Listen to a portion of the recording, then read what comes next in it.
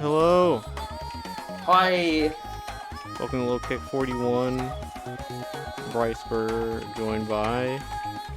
Believe. Hi, hello, greetings. We're Low Kick Arms Tournament. Arms Gaming. Let's go. Arms Gaming. Ain't no gaming like Arms Gaming. I'm not sure. Did it? I mean, that's not a false. Because Arms is definitely like. I mean, you can make comparisons, but overall, Arms is very different to like a lot of other fighting games. Mm-hmm. The way it plays and the mechanics and all that. Arms is dope. Indeed. Got a couple of dope players in here as well. Just waiting for things to get fully they set up can, and ready. whenever they pick the stage, we're good to go. Did they get the stage? They got the stage, but they ain't told me yet. Oh. I love it. So we'll just wait until they let me know.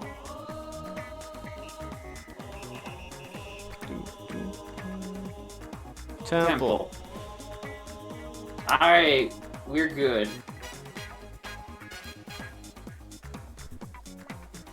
Both players are ready, we can hop in and we can finally begin the first. Little late. Just a little late, Stan. Just a little late. It's alright. Glad we can finally dive into this, though. We've got Afrocat, we've got Flesh Eater. Both players raring to go quickly, diving into the ring. Flesh going in with the Min-Min. TC going in with the Dr. Coil, utilizing the classic, one of the more trickier Dr. Coil loadouts with the Dragon in tow for those Dragon cancel setups.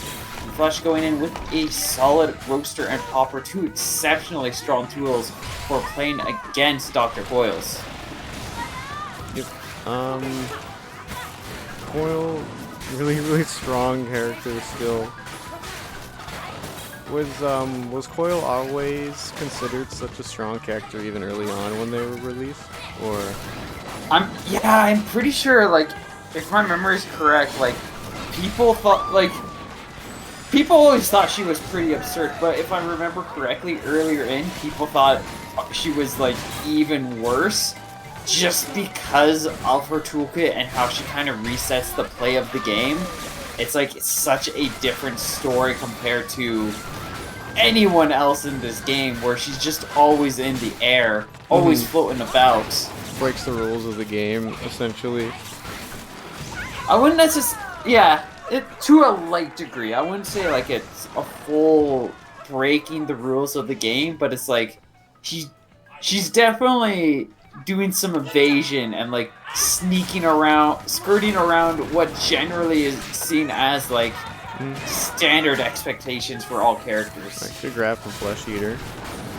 We're gonna get a quick lead at the start of this round. We'll have to see how it holds. That rush will definitely lend itself open a bit more. 280 damage and a chance to get that Dragon Arm charged up. Definitely utilizing this. Yeah, he's taking advantage of this advantage, and he needs to press it, because if he loses this ground off of that rush, this Dragon Arm has been so good for him. He got like all of his damage off the Dragon arm that round. Yeah. No, that seems to be... That's, if I remember correctly, that's generally how this matchup goes. Where, I mean, that's the case with Min-Min in most cases, where it's like, if you can get the Dragon Arm, all of a sudden you can contend and compete with your opponent really well, and in a lot of cases, safely overwhelm them. But if you don't have that Dragon Arm, like, we're seeing the opposite side of the sauna at this moment, where Flesh is kind of just getting trampled because he's desperately trying to find a chance to get that Dragon Arm, so he's having to play a lot more actively. He doesn't have to play as patiently. He can't capitalize on just having this giant permacharged arm. Alright, gonna get like the full range rush. Not gonna get all the hits though. Oh, he comes back with one to take game one. If Flesh could have just got a knockdown, he might have been able to create some kind of space to build up another Dragon Arm, give him the time he needs to take that round, but unfortunately for him, he just, with the rush expended on the previous round to force himself into a position where he could get that Dragon Arm charged up, he got the round for that one, but he didn't have a rush in the next round, and he really, really needed one. Died for it, essentially. He did die. He did die for it. Alright, we're gonna get this stage picked. Nice and neat here.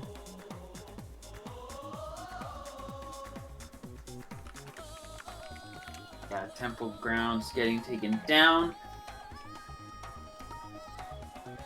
Well, I mean, we could see Temple Grounds come back in, but I'd honestly see Flesh taking us somewhere else. Probably somewhere where you can either get an easier setup for the Dragon Arm, which Via is, or somewhere where you can pressure Coil a little bit more, which is Via. You're close and personal at Via. Yep, that's where they're going. But we're not seeing Min. Oh, wait, what? Oh, I missed it. Sorry. It looks like Fletch has switched over to Springtron. I haven't seen a Springtron in a hot minute. And just going off of my knowledge of this stage and how it works, I don't think this is going to work out nearly as well as Flesh is hoping.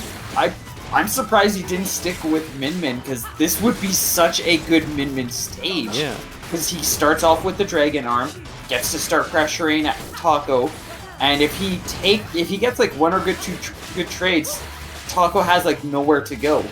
Where now he's got to try to contend. He's going to be fishing for like these really easily punishable EMPs unless he gets a win confirm off of that popper. But yeah, I don't think this is a good.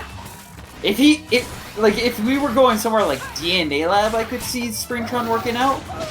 But this is not the stage for Springtron to be stepping in. It's going to work exactly the opposite way that I'm suspecting Flesh was hoping it would.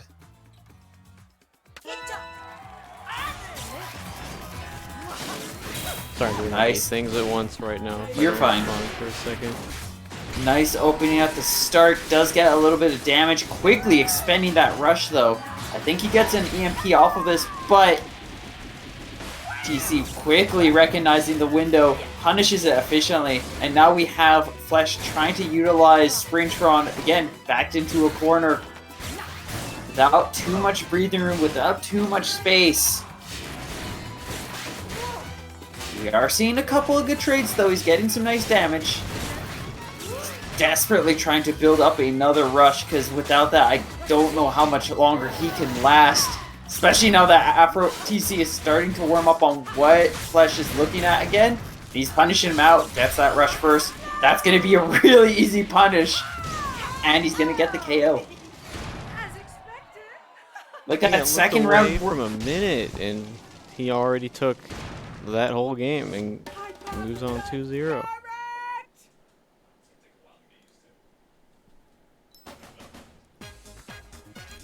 Dang. Yeah, that was just a really rough call. Like, if he stuck with Min Min, I could have seen things working out a lot better, but yeah, that was a rough call.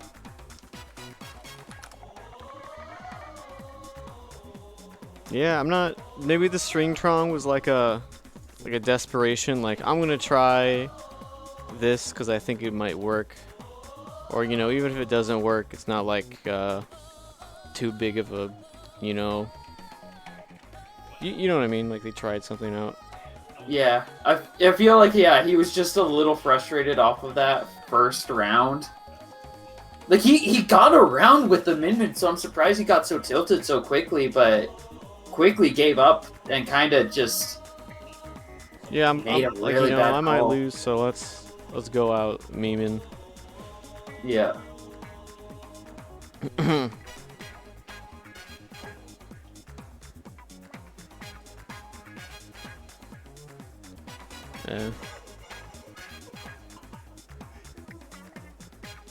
Let's see.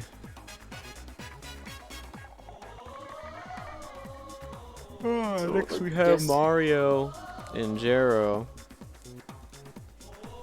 That should be a fun set. Mario plays Springman, right? Or am I mixed? Mario, he comes in with the Springman initially, but if things don't work out, I do see him bring out. He's a lot more comfortable and a lot more confident in bringing up the Masango. Oh yeah. I like last month. Okay, yeah, he was the Masango. The Madman. Alright. Waiting on him.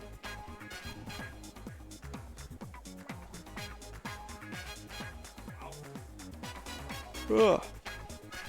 Sorry, I'm a little tired.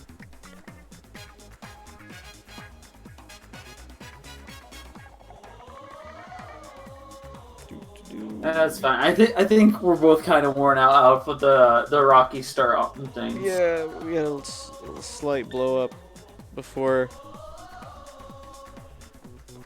As always, check out the Matcherino. Oh, I need the new link. Hold on. Help us have monies to reward the players so that they can make the Yeah, buccarinos. check out the Matcherino. You can use code LKO41ARMS to donate 50 cents for free to the pot.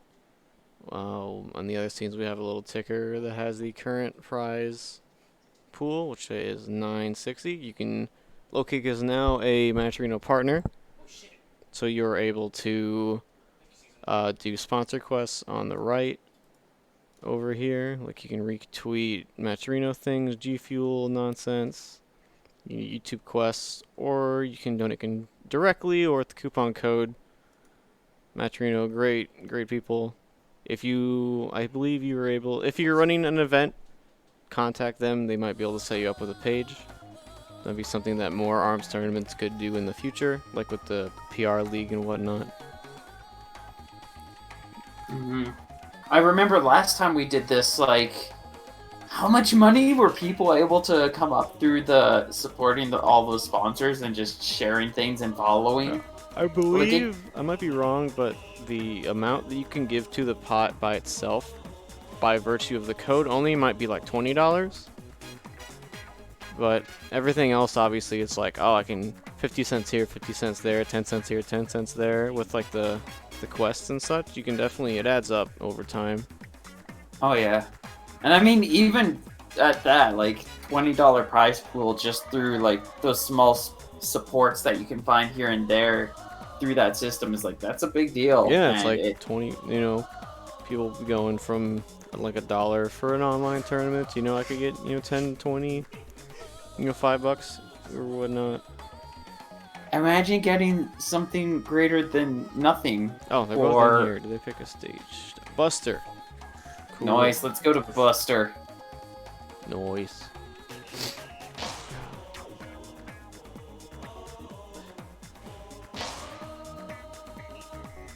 Alright, so we'll have to see how Mario contends against Jero. Knowing the two play styles, we're going to probably be seeing, unless Mario's already decided that this Bite and Bark is just too rough of a matchup for his Freeman, which it looks to be the case. Going Masango. He's going to try to play Jero at his own game with a ranged defensive style and approach. Jero being one of the, like, a very, very solid defensive play style with the Bite and Bark, going in with the Revolver and Boomerang. I'm guessing Mario just doesn't know how to approach it with the Springman, and he's just had enough rough results where he's just decided enough is enough. Not going to play Springman here. Going to just focus on the Masango, who definitely can contend a little bit better, especially with the Popper Slap-O-Mander combo. And then he's got nice options with the masks changing his stats, and then being able to create that additional little shield as a bit more breathing room, a little more space to breathe. Oh, the full range confirmed from the rush. That was really nice. That won't matter though if Jero's getting confirmed like that. Oh, nice grab. Throws him out of the corner though. Oh, that panicked rush off of Bark! Mark Oh, baiting him into the rush, and then J-Ro sealing the deal, and that was really good. excellent start. Jaro's no slouch. I don't think his results might reflect how good of a player he might be, but I feel like he's definitely the type of dude who could like upset someone like randomly. Yeah, no, he's an exceptionally solid player. His big problem is just the fact that his loadout, as powerful as it is, it has a lot of holes to it. And if you're somebody who's able to play in response to counter that loadout, and this is why we do not see him climb up in the ladder as much as he deserves to, there's just too much counterplay to just wall him out and deny him. So there's a couple of players he'll be able to take out, and a lot of the players who just haven't figured out their counterplay to really taking him on, he'll be able to, like, give them a run for their money, and in a lot of cases just take them down, like Mario is struggling right now. Exactly. But then you come across certain players where it's just like they go in and they're like, oh, it's J-Ro. I need to equip these tools. And he just struggles immeasurably. Yeah, then it's like a flow chart at that point. Like, okay, they can't, or he can't get past it. Yeah, it's like, oh, you got past it here. Game 1. Yep. I'd probably say, at least in this situation, J-Ro's loadout is a lot better than Mario's in competing against each other. The revolver will, more often than not, punch through all of the popper bolts, which means that the popper isn't doing its job anymore.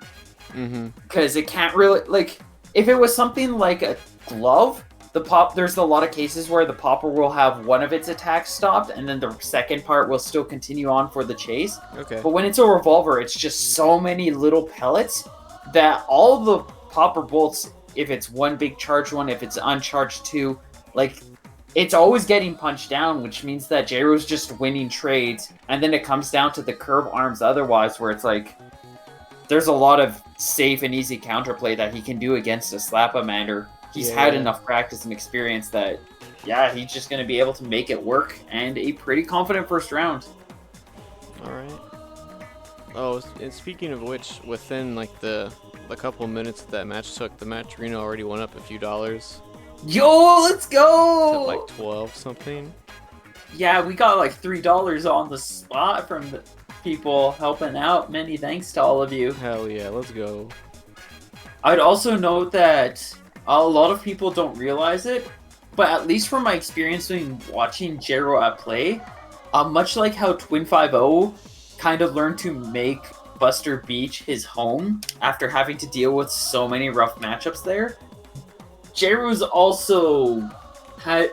It's technically not the greatest stage for him, but he's had to deal with it so much that he's learned how to play there, and he's learned how to deal with his opponents and utilize Buster Beach's defensive natures more to his ability. So it's just not as good of a stage as a lot of people think.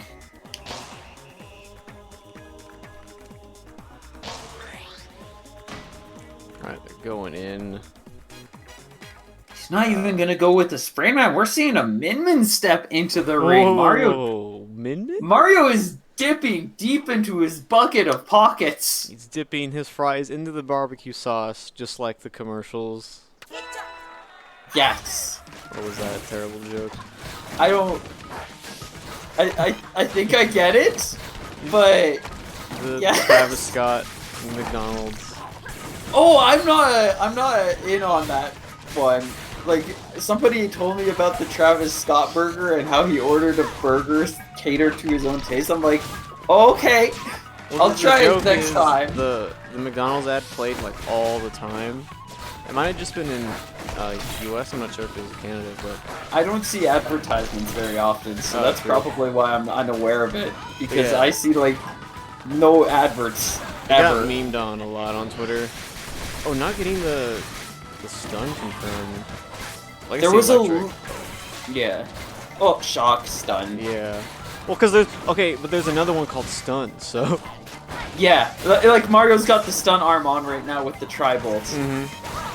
So, like the other way I kind of go about things is like the tri-bolt. You could call it either the stun or the flinch, because it extends the flinch reaction of the character who takes that hit.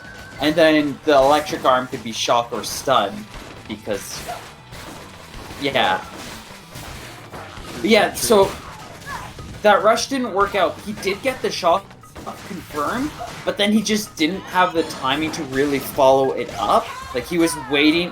He got the hit with the revolver, and then he wanted to hit with the revolver again to start things, but it took a moment for his revolver to retract in time for him to throw it out, which gave Mario the time to be able to recover. Gotcha. That said, he still got the point.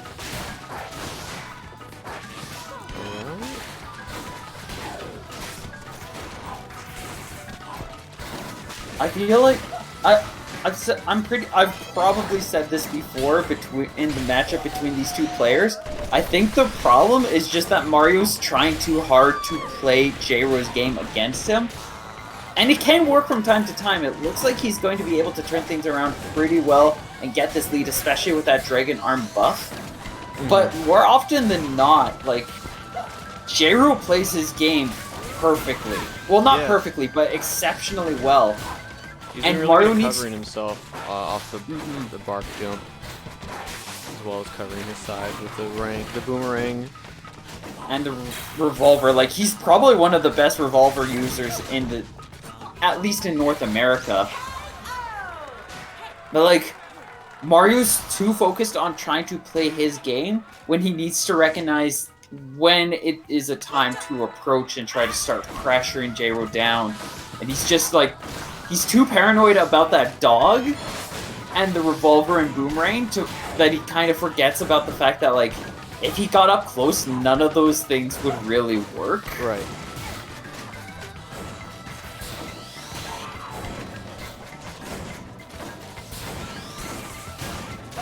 Starting this round off, we do have Mario's taken the lead once again, just safely boxing him out.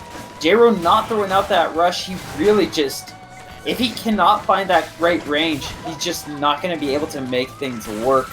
Mario just really capitalizing on this Dragon Arm buff, and he's just throwing it out nilly-willy. I don't think he's been knocked down a single time this round. Maybe if it was earlier in the round. He's had that up the whole time, and he's been making full use of it. Doing a really good job at hitting J-Ro when he needs to. Oh, but good Russian. We got 335. He's probably going to throw out the rush here. Yeah. J-Ro cleanly calls it out. He does drop his shield. He stayed patient. Oh, but... If he held that shield, he probably would have been able to keep some counterplay going. Might have been able to prevent Mario from getting charged up again, but dropped his shield just a little too soon. Yeah, he might have tried to, like, was it shield dash through? I'm not sure what the technical name is anymore. I think it's like a perfect shield. It's like canon term for it. Tried to do that a little bit too early and got clipped.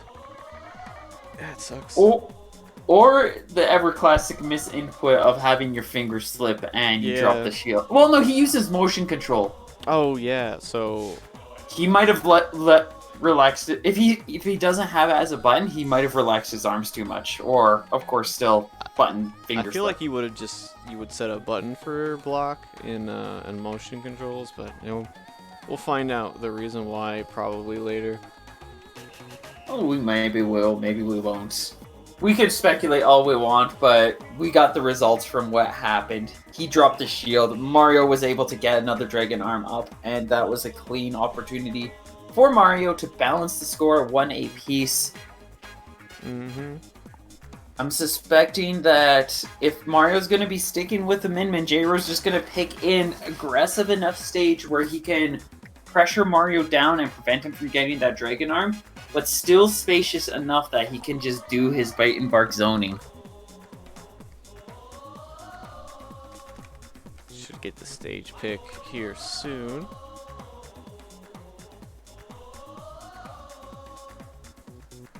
Whenever they... Well, okay, sometimes they might decide on the Smash GG without telling us. Yeah. I mean, I gave them a heads up to let us know when they've picked the stage. Well, yeah, you tell them that, but they still forget sometimes. True. I'll looks do like a clean DNA. DNA.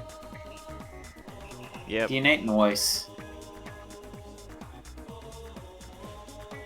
Update on some of the other sides of bracket. It looks like a couple of DQs happened. Luna's just gonna get a clean advancement as a result. Just some people, I'm guessing, not feeling it or just not actually around.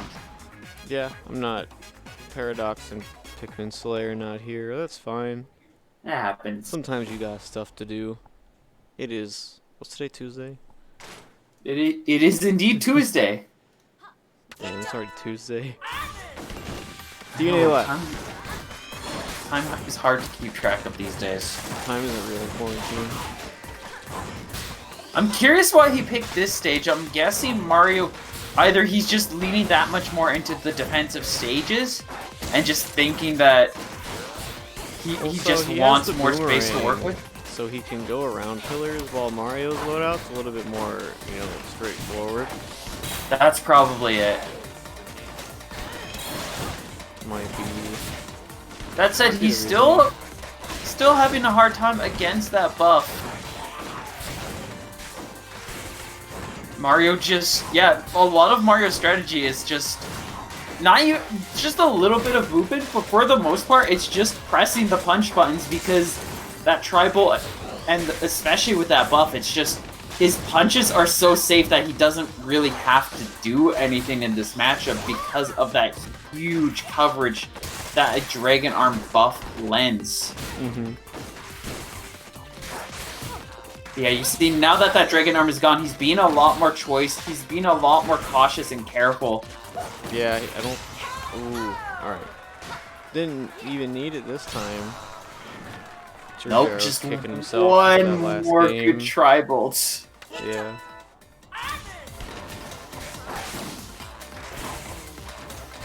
Okay, I see. It's close enough that he can prevent Mario from getting the Dragon Arm, but there's still a lot of space and room to be able to work with, so I can see this working out for him, but so far Mario going to be able to take the first round, looking to try to just overwhelm Gyro again with these two arms. Gyro just doing his best to just find a way in to prevent that Dragon Arm. Do finally see it come through. And now Mario's just going to be pressing that left punch button time and time again, capitalizing on the huge size and pressure, especially since he's got that lead. He chose to block there for a little bit. Yeah, I think Jeremy was just pausing to try to figure out what's going on, and Mario's like, I've got a Dragon Arm buff. Yeah, I'm not doing anything else. Nothing wrong with holding down back for a bit to collect your thoughts, because there's no, high-low in this game.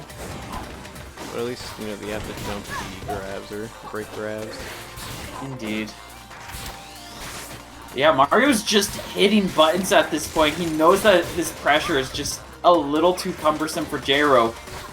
And he's just looking to utilize it to overwhelm him. Gyro's still in, Oh, let's go! Oh, here we go! Oh, that's gonna drop! That's not good. Oh, survives one pixel! Mario's still holding on to that lead, and he is going to close it out with the rush. He checkmated him there, I feel like, because even if he did block that, it would have pretty much been a timeout. Stuff to Mario's Min, closing out this game 3. I guess I'll admit mistake. I figured it was just a weird rough play on Mario's part, but I'm guessing he's just that is his one of those tools where it's just like, oh yeah, this shuts down like I was talking about. Mario found out the thing that just shuts down Gyro, and he's like, I'm just gonna do the thing that shuts you down because you won't change. It worked out.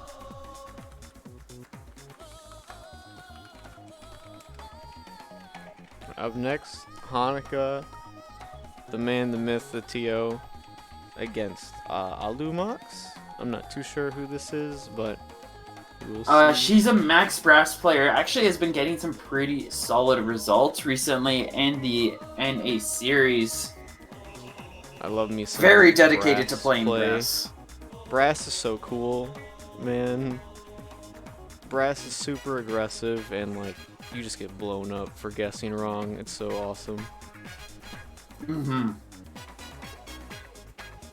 Like he's one. This is definitely going to be a little more interesting of a match because of the fact that like it's Twintel versus Grass, where it's like when Twintel it's going to be explosive either way. If Hanukkah has the lead, he's just going to dance around with Actress Aura, and Yeah. Alamux is going to just be completely lost. It should be like Hanukkah's, most practiced matchup as well, considering, Steelhead. Steel. Yeah, they play an extensive. They play a lot. I can't say. I mean, being STL gang, part of the STL gang is like, or group. I don't know if this is the best word to use, but the team, they're part of the STL community, and definitely two of the top players for STL as well. So it's like at locals online, they've played each other more than most players have played each other players in the scene. Oh yeah, probably local people. They have more than locals have played locally. I'm not sure where the other like big offline scenes are, but I think LA had a decent one at one point, and New York was thriving for a bit too. And then Alberta kind of pretended to have a very slight one.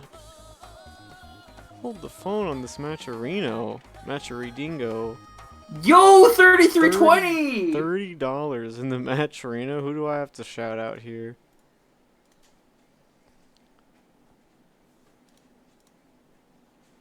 Who is this? I can't see. It's too tiny. Dang, Lemdry. The $20 direct contribution? Thank you so much. Much love, many thanks. An actual god. Look at everybody else do your coupon codes and your other G Fuel retweet Johns. But Lemdry, thank you. Like actually thank you. We really appreciate it. This will go straight to the players afterwards, and I'm sure they'll love it as well. I hope I'm glad you're enjoying it, and I hope you enjoyed this one coming up, because this is going to, out of a lot of them, this is probably going to be one of the more intense matches. A lot of ARMS is very effective neutral defensive zoning play, but these are two of our more aggressive players. Alamux going in with Brass, and Brass is just good at chasing people down, and then Hanukkah being one of the better or more aggressive Twintel players, he's probably going to be going in pretty hard on trying to just pummel Alamux down. We are already seeing as these two players coming out swinging immediate punches to the face. Oh, he's rocking damage already coming through. Siki and was that Roaster? Yeah, we've got Siki and Roaster. Interesting combo. Well, I guess you're using Siki to try to clip Brass when he's doing his the parry dashes, right? Yeah. It's good at countering deflect. It's good at countering Brass's armor. It can be a little slow, but overall it's a solid tool. Alamux trying to go in with a safe and steady, but very powerful with the buff, or with the buff and chakram. I think. Yes. I remember testing some time ago that you could actually do unblockables against, like, if you enrage Brass and you're at close range, he gets a deflect, which normally is an advantage, but with the Siki equipped, I think you can create a situation. If I remember correctly, there might be like, if you time things really well, you might be able to just like punish it out. But you can like hit Brass's enrage with the Siki and go for a grab, and your opponent cannot respond to it just because of that lingering shock hitbox. It's plus enough so that if you drop shield, you get blasted. But if you stay in shield, they might be plus enough to be able to grab you. Yeah, yeah. If Hanukkah hits with the Siki when Alamux is recovering, the lingering electric hitbox pretty much means that she would not be allowed to press a button. But then that also means that Hanukkah can go in for a grab, and then she would just take 160 damage. Yeah. I love unblockables so much. Unblockables are cool as hell.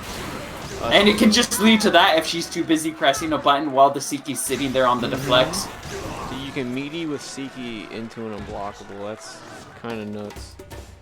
Yeah, no, like you don't see it too often against Brass, but like I think it's just because people are we're generally too intimidated because it's a really good zoning tool.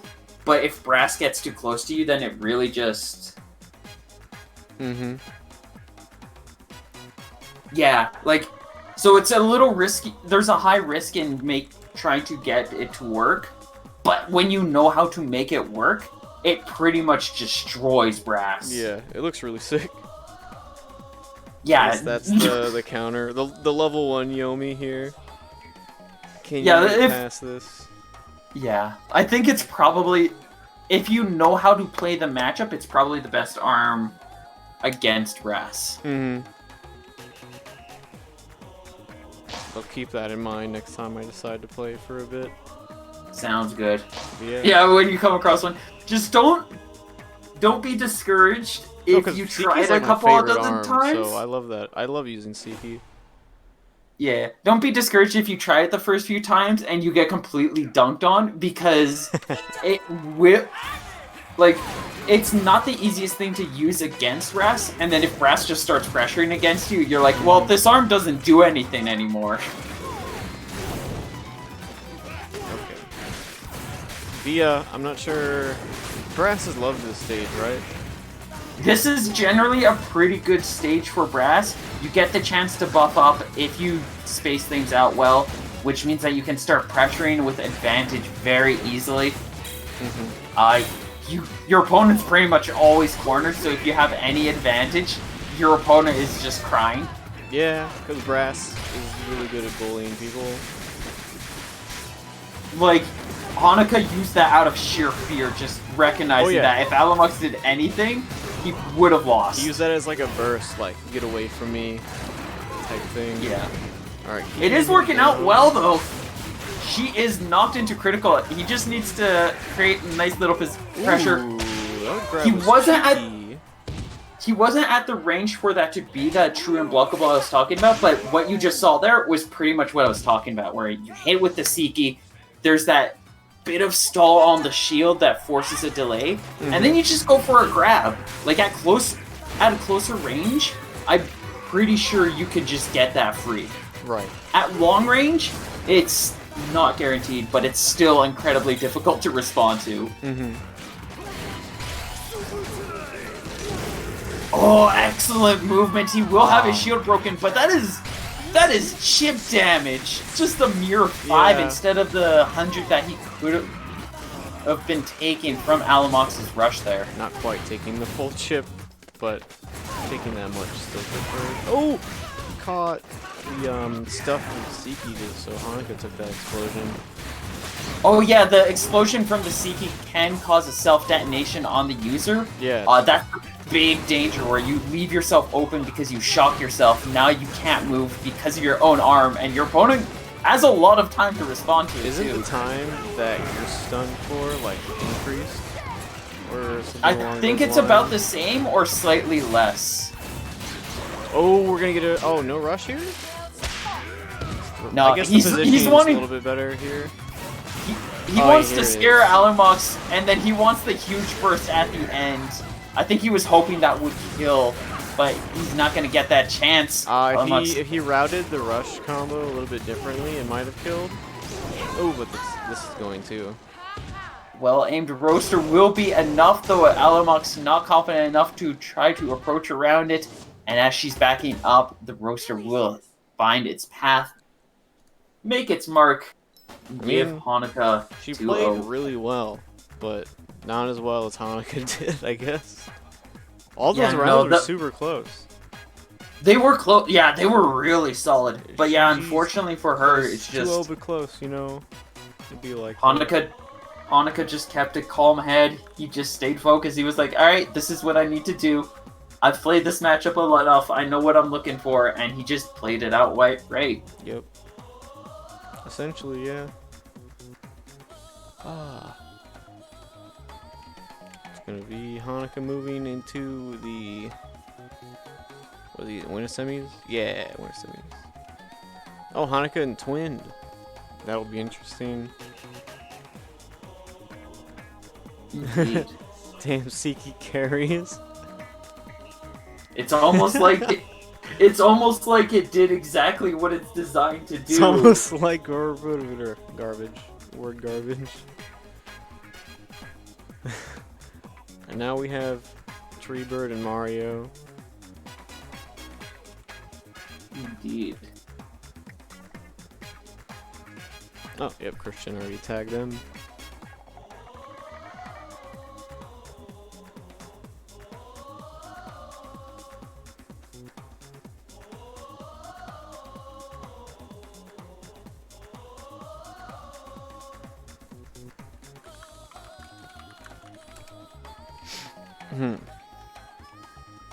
Yeah, let's get them in. And we can keep this momentum rolling.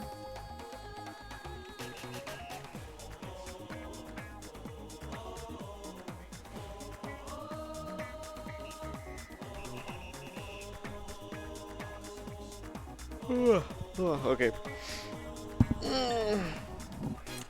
Tree in the in the building, not just the lobby.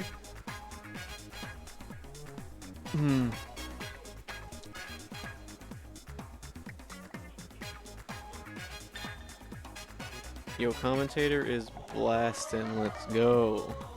Blasting Yeah. what? Wait. Oh, I can't spell. Oh yeah, if Lemdry is still here, I'm sure the community would love to have you. Or do you have links for like the ARMS like Discords and such? Or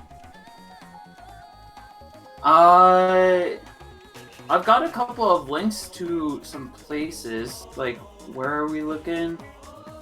Here. I'll grab the few links that I do have available. I'll throw one for Oh, here they are. So, I'm dropping it in Twitch chat. yeah, it's fine. Okay, there's one for ARMS Central. That's the main NA ARMS community. And then for two of the...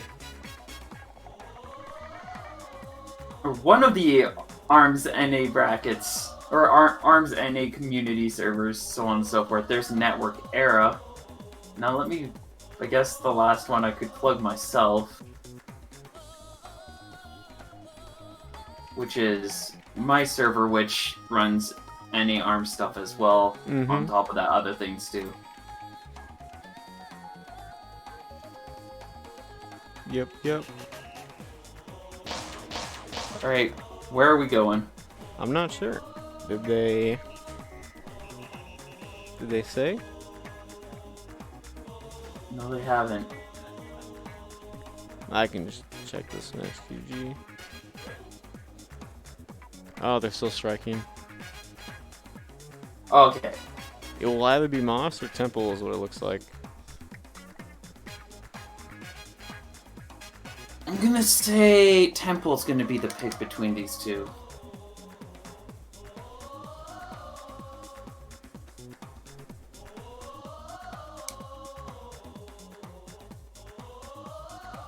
Still waiting on Tree to strike. Alright. Oh, I think Tree didn't realize that he's... I thought he was done.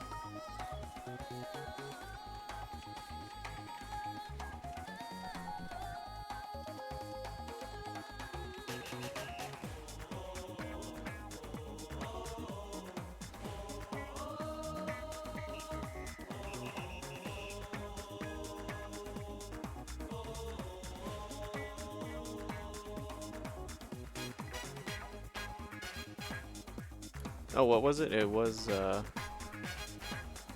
They chose another wishing best of luck to each other, but they still haven't told me where we're going. Temple. Temple? Alright, I did call it. Yeah. Ah, yeah, there it is. How is ARMS a one-button fighter and you still can't tell? Well, it's... I guess mean... in terms of buttons, it's 2 buttons.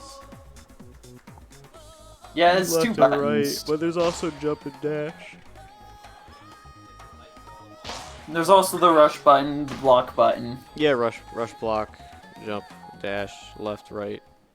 It's not. It's not just one button. It feels interactive anyway. There's a lot of flow that goes into an arms match that a lot of people really just don't notice. Yeah, yeah. Oh, the Masango coming out now. I think Mario's just...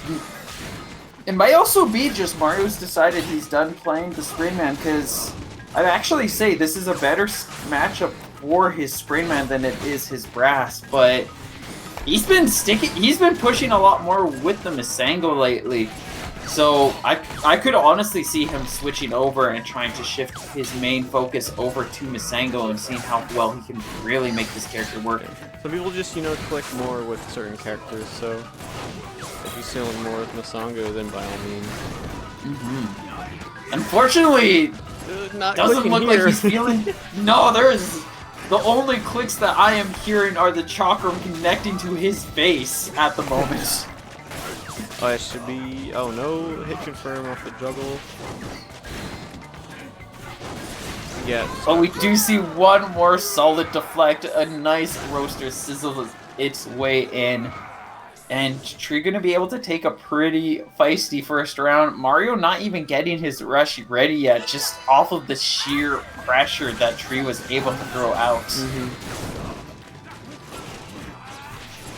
Something I should probably also note too is just every time one of those roasters hits, it's slowing the generation of Mario's rush, which means it takes him a little bit longer to get to his super. So that's why that roaster is such a troublesome pest for... Oh, is that an actual trait that the arm has? Yeah. Fire Elemental Arms, sap away rush generation. Is that ever, like, explained explicitly? Or did people just find this out over time? I remember seeing it in, like, tips or some kind of video somewhere. I think it was documented, like, it was brought up in, like, official posts. But at the same time, it's like, I don't remember where the recognition of it originated. All I do remember is if you look at the tiny little triangle whenever somebody gets hit by rush, you'll see it go down a bit. I had no idea.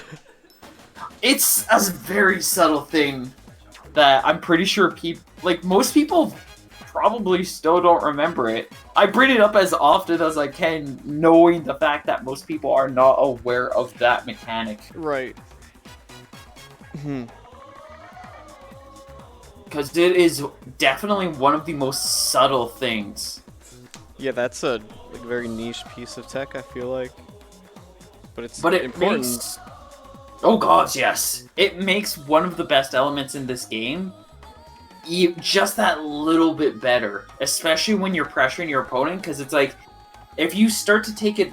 Generally, with a lot of the other elements, like, you'll be just pummeling your opponent down, but eventually they'll get rushed while they're eating hits on their shield, eating hits to the face, and eventually they'll get the rush and they can throw it out.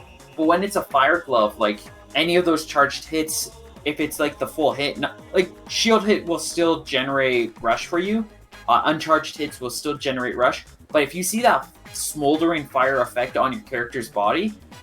No, they're going to Viad, by the way. Alright. Then you're losing out on that rush, which means that, like, if you're playing a character like Brass, where you want to keep that advantage and keep that pressure, every time you win a trade with a Fire Glove, it means you have even more time to keep those trades going in your favor.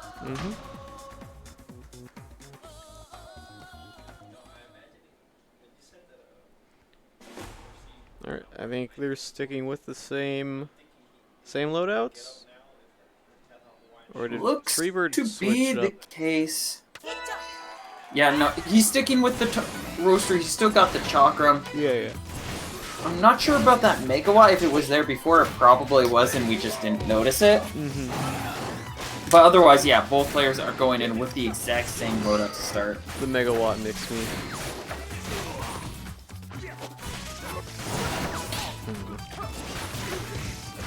Mario Red needs to mask. get out of here right now.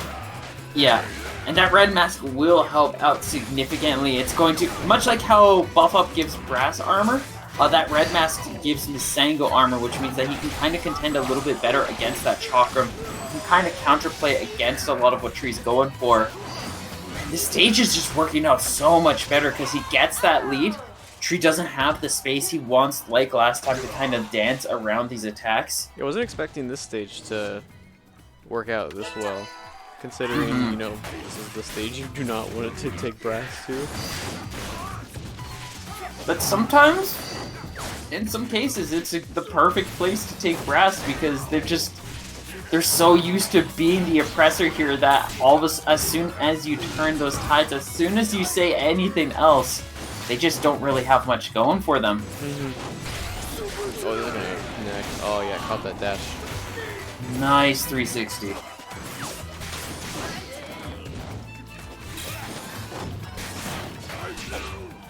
good grab coming back. Mario will be able to create space. He's got to... Actually, I think Mario's in a position where he can just get a clean KO with this rush. This might be it. If he gets the full brunt, he doesn't though, as he whips the popper twice. That said, he only needs a couple... He needs any damage. This is kind of scary. If you allow Brass to throw arms out and build a rush, you might lose. Indeed. Oh, we get the disarm, but it's not going to be to a... But Treebird dances his way into that final slap. Just that was not such ready a for scramble. it. Oh my goodness. He was so close to being able to bring things back, and then Mario just with one sneaky little slap will be able to take him down. Score brought to 1 apiece. Uno to uno.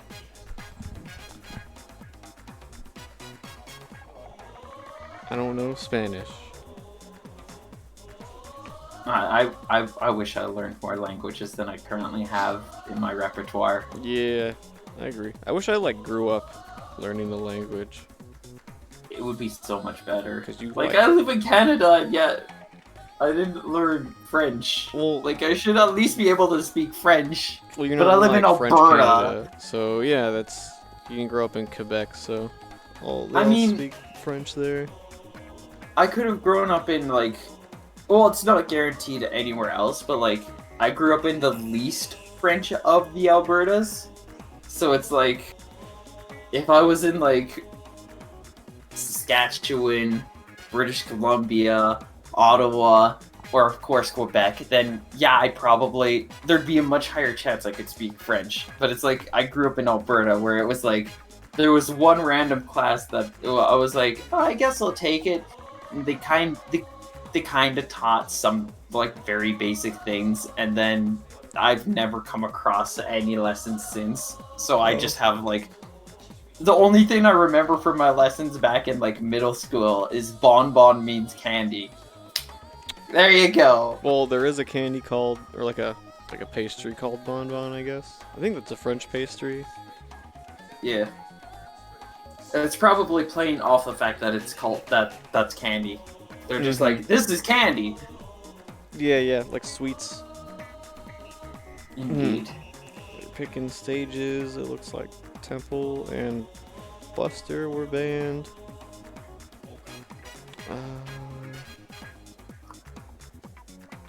We're still just waiting. I feel like Mario's probably gonna try to find. Scrapyard can be a solid pick, especially if he's sticking with Misango. It'll play out a little similarly to Temple Grounds, but not at the same time. Mm-hmm.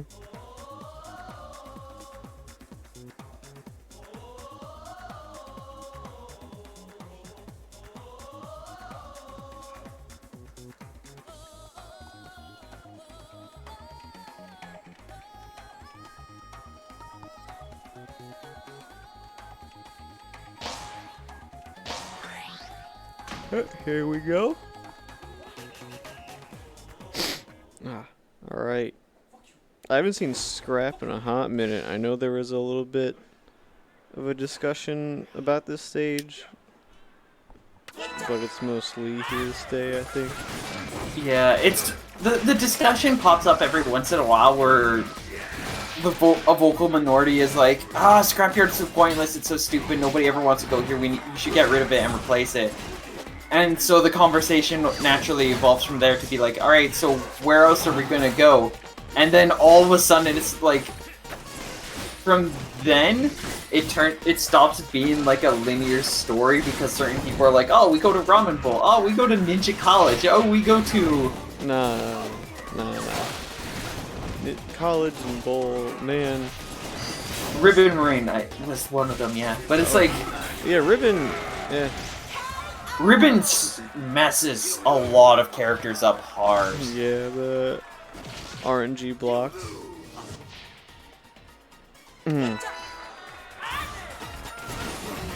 Yeah, like, so the conversation stems to that, and then it's like, alright, so which of these stages do you think would be the best? And players will very consistently be like, Scrapyard's the best out of these. And it's like, okay, so nothing changes. Your conversation. And then you give it like another 5-6 months, people start complaining about Scrapyard being on the list again, and it's just consistently been the same cycle. Yeah, that sounds about right.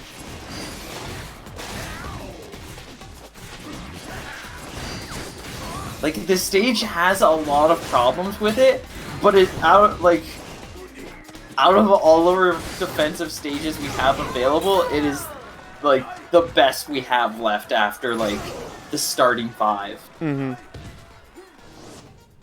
Oh. And we've got to have Via in the stage list. It's such a good stage. He's great. Just like how it's great that we're at round 3 of our game 3. Talking our way over that hole, John. Oh, double rush! Oh, he's gonna... I'm not sure if he was expecting that he had... I'm so mad. Oh, god, no.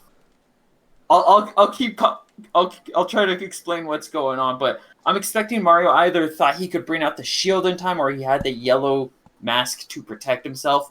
Right now, though, Treebird holding onto a pretty solid health lead. Mario has the high ground, found the chance to equip the red mask, gives him some nice armor, gives him a little more chance to combat against Tree. He's eating a lot of charged chakrams, which is just chipping away at his health, though. And Treebird has found his way into a grab, knocking Mario to a final hit.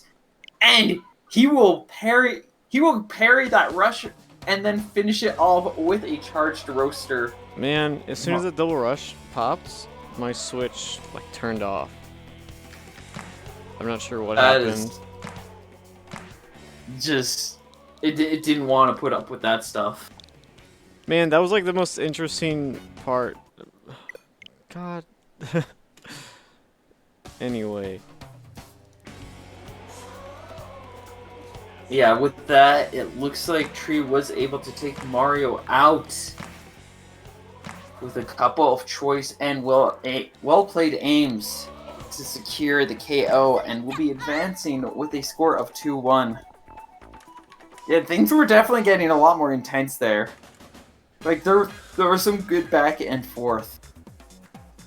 Shame that it didn't hold up. Yeah, I'm not sure what exactly happened, if it went into, like, sleep mode or what. I thought I turned sleep mode off. You got tired of this shit. Yeah, because I turned sleep mode off so I wouldn't have to deal with the dim screen, and then maybe it's because I had it on for an hour without touching it, and I'm not sure. Yeah, there's 2 sleep modes. One is the screen dimmer, and then the second one is going off. Yeah, I might have just slept itself because I wasn't, because normally I'm the one that's, like, messing with the stages and whatnot. Do you want me to hop out so that you can be back on that? Yeah, that's not a big deal. I'll just make sure to move the joystick around every now and then. Just, like, in between rounds, just open up the warm-up and, like, play against the target dummies. If people want to see me do that, then that's fine, yeah.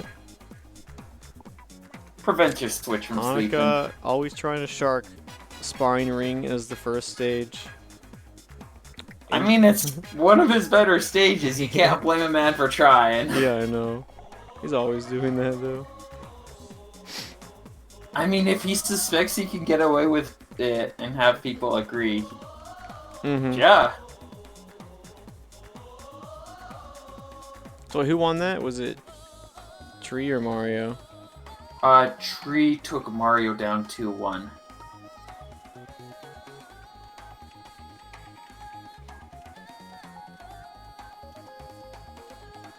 Mario went for a rush to deflect the chakram, but he didn't. He was not able to bring out his arms to try to punish Treebird in time, and so Treebird just threw out a roaster, hit him square in the face, and burned him alive. Gotcha.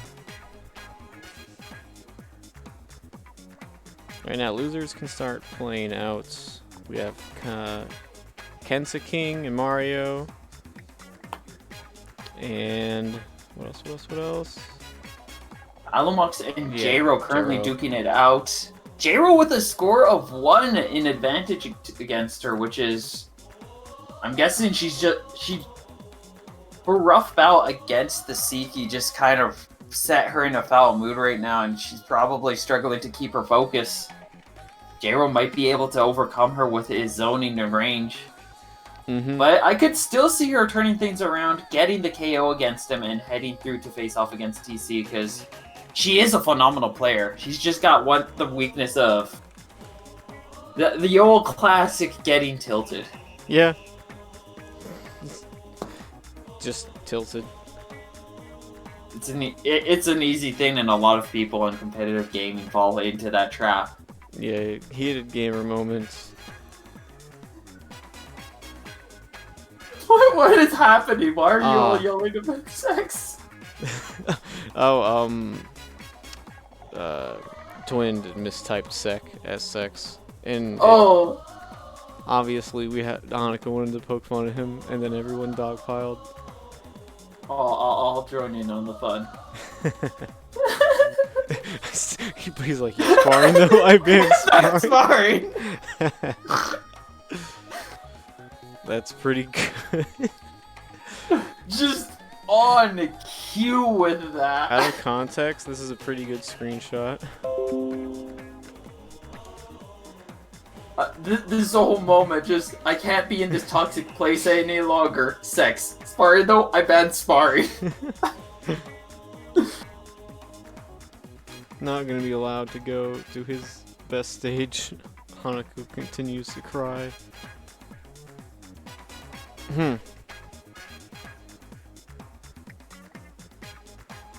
Yeah, I'm good. Like, I'm gonna have to get the whole segment because that whole piece is so good. Yeah. Let's see, where Out are of we context going? arms or something. Is there a Twitter like that? I feel like there is. Think so? I don't know, I don't see it too often. I don't see it myself, but... Okay, so yeah. No, you already got it. Okay. Let's go temple. Okay. But joined Twin. Twin might need to be, you know, like, in the lobby. So we Yeah, it might be beneficial.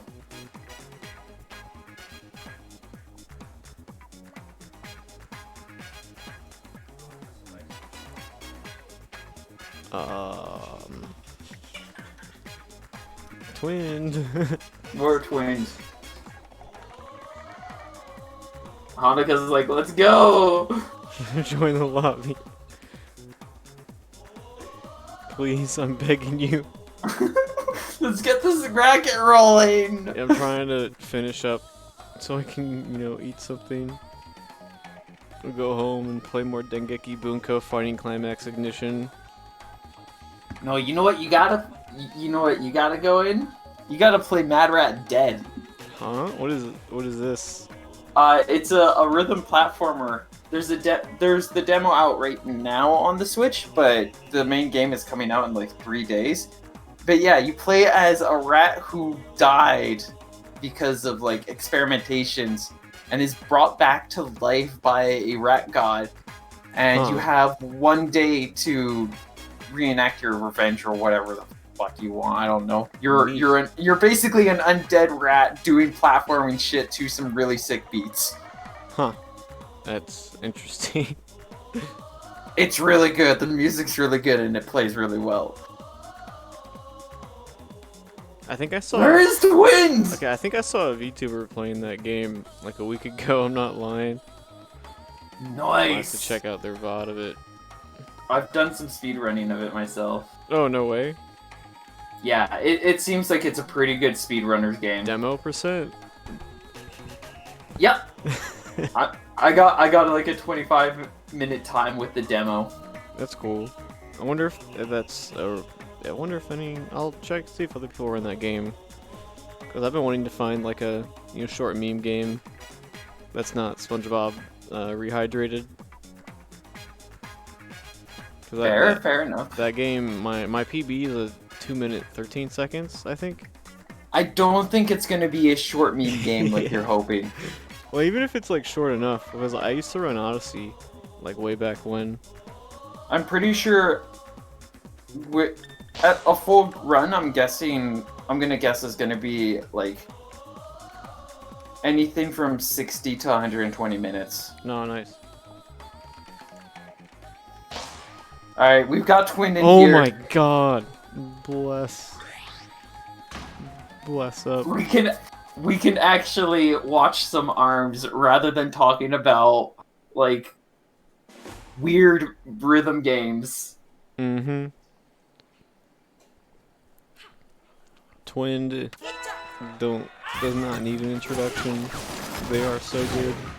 I don't think either of these players need an introduction. Both have just shown up to these events often enough. But Events in general often enough. yeah, Even these Twin, two like, are Twin's like 1 or 2 on those like, power rankings or whatnot, right? yeah, he's maybe not that high in some cases, but overall he is definitely like one of the top players in the competitive scene and has been for just years. I mean, how many offlines has Twin won? Like, come on. Oh, that's a number I do not have on hand. I know Twin got top 8 at the first Smash and Splash and got second at the second one. It might have been like 3rd or 4th at the first one. Regardless, he's placed really high. Like, if he enters an event, you can expect him to, Yeah, they're getting at top worst, make, top 8. If not, like, top 4, 3rd, 2nd, or 1st. 8. Yeah, Twin's good. Oh, and he's gonna go for his confirm, but he cannot line up the Ice Dragon in time! Does get a cheeky grab to kill, though. That was like max range grab. Yeah, look how far that was. Damn. And it looks like it is a long range grab, so it looks like something that Hanukkah would have more time to react to. But Biffler has one of the fastest grabs in the game. The Ice Dragon, because it's designed to be a long range weapon, they actually have it set as an increased grab speed for that as well, which means that Twin just has a really fast grab. Oh, I didn't know that arms affected grab data as well. Like, the easiest way to be able to notice a difference if you're playing this game yourself and you want to do some experimentation to see, throw on 2 whammers and throw out a grab and see how long it takes. And then after after that, like, put on 2 Slap-A-Manders and throw out a grab and see the difference. You'd be like, oh, these are like night and day on speed. True. Ooh, that dodge. Can get this. There we go. Tries to go for another grab mix-up, but Hanukkah ready this time around. Unfortunately for him, he's still gonna get Biffler down. Yeah. You take one in the face. Twin goes up 1 rip. No, Jera looks like they took that 2-1 over Alumox. Oof. That's gotta be a rough one for her. But a very impressive win for Jero as he's gonna be heading up to face off against TC. Yeah, Jero. Oh wait, sorry, my controller died. Huh. On the bright side, the controller didn't die in the midst of a match, and then also the controller dying didn't force disconnect you. Oh, that was earlier when he wasn't responding. That's where they went, I guess. Oh, that was what Twin did. That makes sense.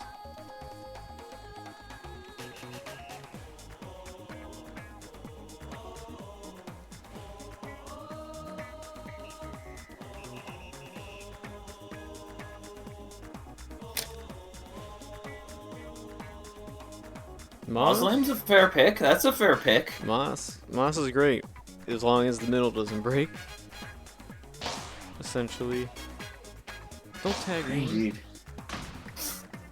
Danny, I got it, I Danny. told him last time! Danny, oh. Alright, going back. Like, he pinged you last time, I'm like, I'm doing stages.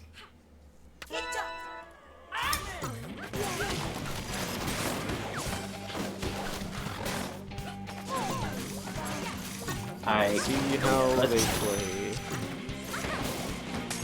Nice counters play. Definitely a little more aware of what Twin is looking for in these grab setups, in these freezes. He's had a bit more time to warm up to the matchup. We're going to see how he's going to be able to respond through that. Starting off this round, Muslim's definitely treating him very well and is giving Twin a much harder run.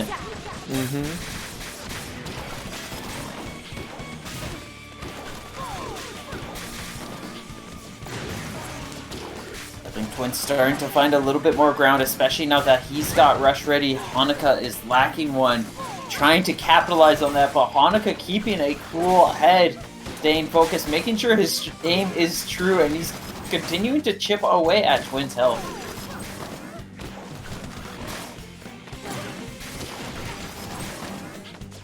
Hanukkah staying on top here.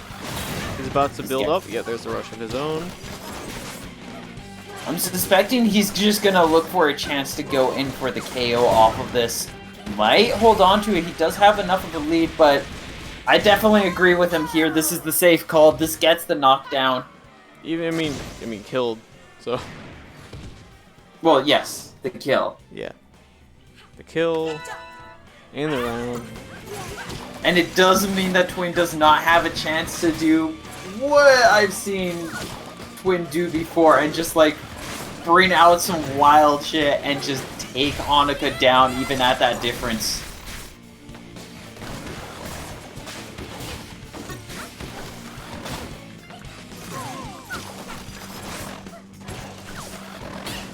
Hanukkah about to build up another rush. Dang, he's all okay. This game's all him. Oh, that was so good. He has such a big lead. Oh my goodness. He's gonna get a clean round, a clean set there as well. Now balancing out the score, 1 apiece. That round was that game. Danny, he woke up. My goodness.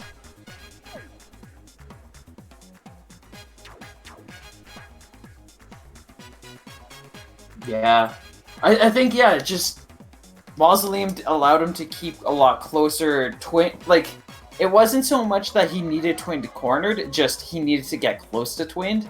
And while Twin always had the option to go left and right, he never had the option to go forward or back, and that was what Twin was wanting most. Or that's what Hanukkah was looking to cancel out the most. Right. So yeah, Mausoleum worked out really well for him. And just that Chakram and Tri-Blast combo really carried him through. Gave him a really nice point, and it's definitely clear that he's also got a good read on what Twin is trying to do in the his play style.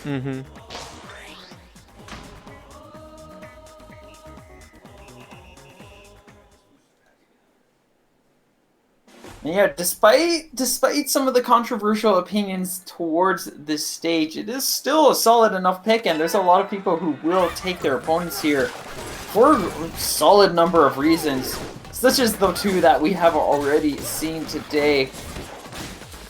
Or is this the third? This is the second time. Oh, that we've seen Scrap? Yeah. Yeah, second. I think Danny usually likes this stage, so... What did he ban? He banned Buster Temple and Buster. Yo, that grab catching that shield. He knew the Twin was gonna shield right there. Oh, the Twins. Oh, they didn't drop shield, but he's gonna get a little bit of health chipped away. Oh my god. Stage is working out so well for him regardless though. Twin is at just the slightest of health left. Hanukkah now just above 50% health. Out comes this rush. Oh, Biffler could not come out in time. A clean block for Hanukkah.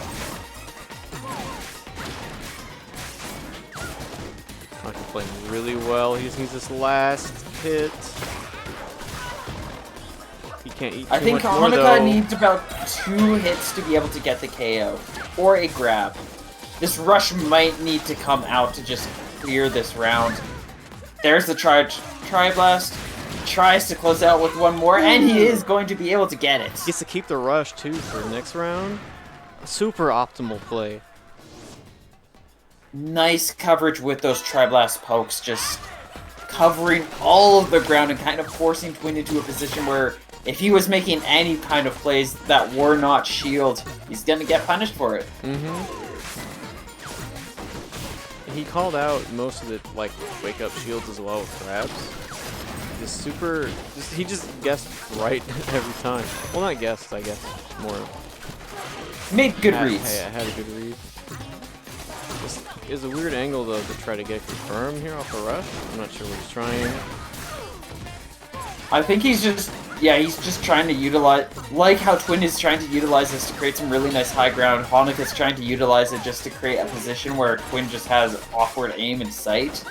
He might be trying to get Twin into like, rush KO range and hold on to it. Oh, he got eat this stuff. Forces Twin's hand, out comes the rush. That said, now Hanukkah in a clean place. If he just throws out the rush and he gets the full damage, Twin is dead. Ooh, that almost... Actually, he doesn't even need the clean damage now. He just needs this damage, and that's gonna be enough. Let's go. Tri-Blast wasn't even doing anything there. It was just punching into the corner. Yeah. That was all Chakram. That's a wrap. Hanukkah getting the 2-1. Excellent plays from Hanukkah will create quite the surprise and a light upset. Big win He's for going to him. be able to advance. Hanukkah now sitting in winners finals, playing the winner of Treebird Luna. This might be an STL winners finals. I'm fine with that. STL has a lot of cool people, and a lot of them are really solid as well. So it's like if you see an STL final, it's like it's not too crazy in ARMS. Next is get Treebird Luna, like I said.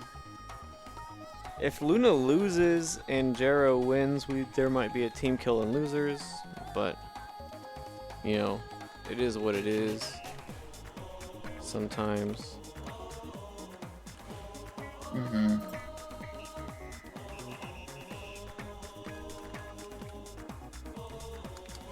Alright, let's get Luna and Tree in here. Yep, we're trying to do. Let's find out where they're taking us to. Oh, Flesh. Can't make it. Yeah. All the delays and everything kind of just... I mean, I'm sure it gummed up a lot of things. He only set us back like half an hour or so. But I Yeah, understand no, regardless. Clean half hour. That can mess up the timing for a lot of people. Mm-hmm. And then the matches that he was waiting for just so happened to be some of the ones that are taking... Like, the Mario vs. Kensa is taking 11 minutes so far, like... Right. Oh, Twin didn't leave the lobby, so... Again? Well, yeah. Oh, it's all as always.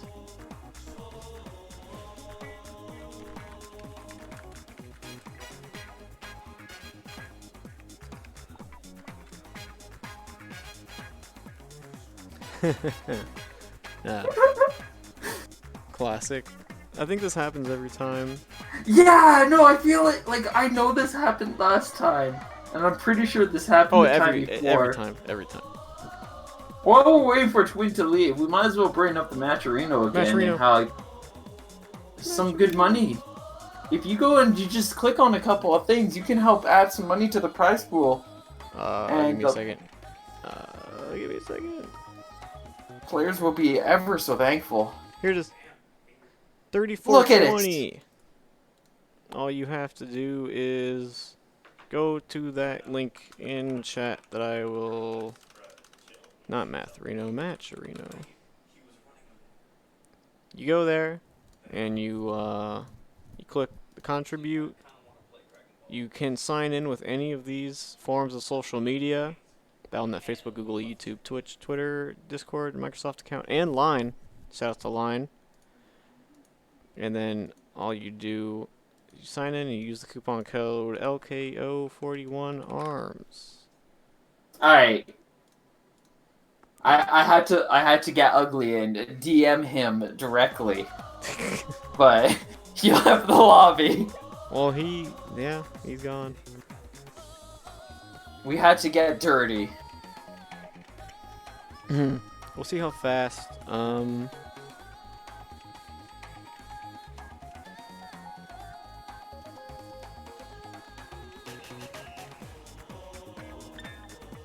Alright, Luna's in here. Let's go. Yay! Where are we going?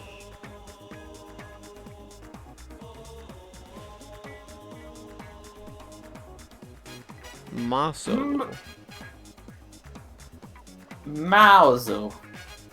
Not Spring Stadium. Definitely not Spring Stadium. Mm-hmm.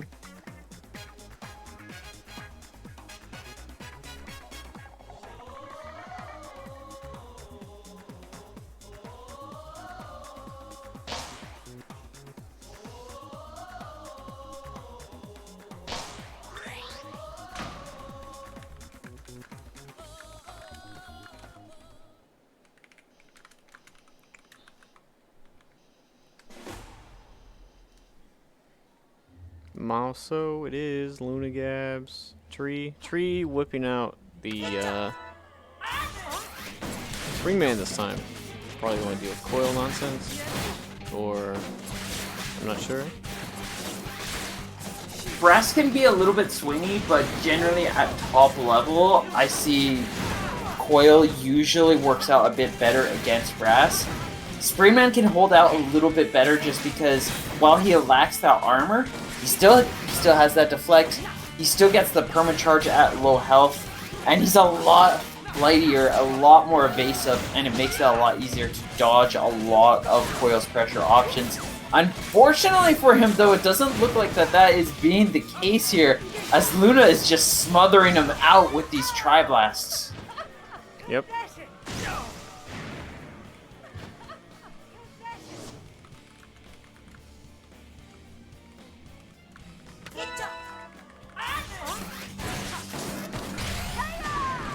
Doing some typing.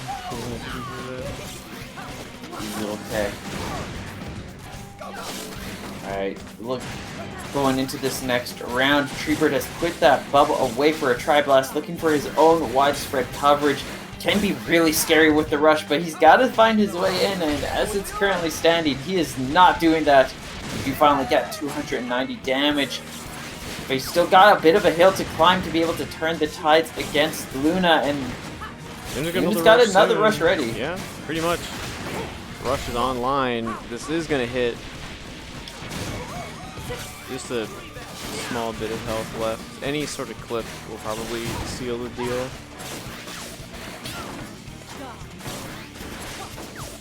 Yeah, at this point, Tree would need to play a perfect game, and a perfect game it is not!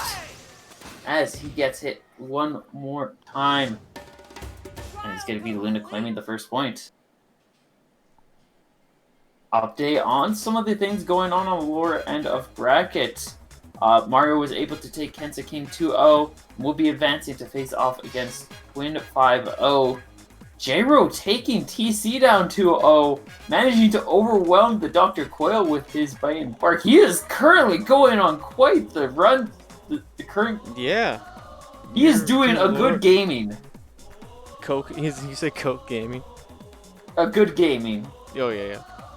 I mean, he could be doing a Coke gaming as well, but I don't know. I'm not there to judge or see or verify anything. Mm-hmm. But the gaming is good.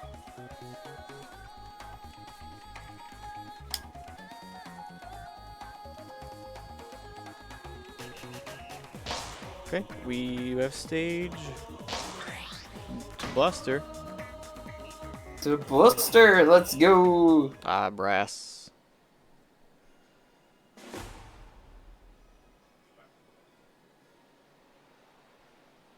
Treebird picking the brass this time. And if he's gonna pick brass anywhere, Buster Beach is definitely one of the better places to do that. Starting things off, he does get that tempo advantage. He is able to buff up, and he is quickly stomping this Dr. Coil down, burning through 2/3 of Luna's health before Luna finally gets a trade of his own. Now he's in a position where he can try to overwhelm Treebird, but one good well-timed rush, and that's going to be a round going in for Tree, a very quick one too. Oh, Luna keeping his rush here. He could get some damage early on and kind of snowball his way if he gets the openings he needs. Finds that toaster. That's going to be a good start. Out comes the rush. That would have been a shield break, and Tree was so terrified of it. Drops the shield and eats the full hit instead. And yeah, we're seeing a snowball coming in right now as Tree having a full reverse of what we just saw moments ago. Luna needs to keep his momentum here instead of getting knocked down. Oh, gets Brass down. Oh, but now he's got full... Oh, was that a reset and a grab? I didn't see it. Well, But unfortunately, it's not going to be enough anyways as Luna balances the score with a rush.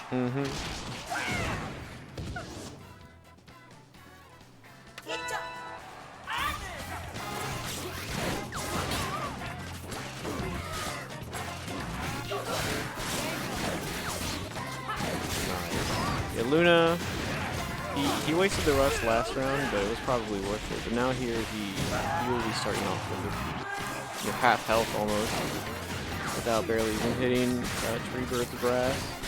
Like I said, he's got to rush just a little bit away. He just needs to survive.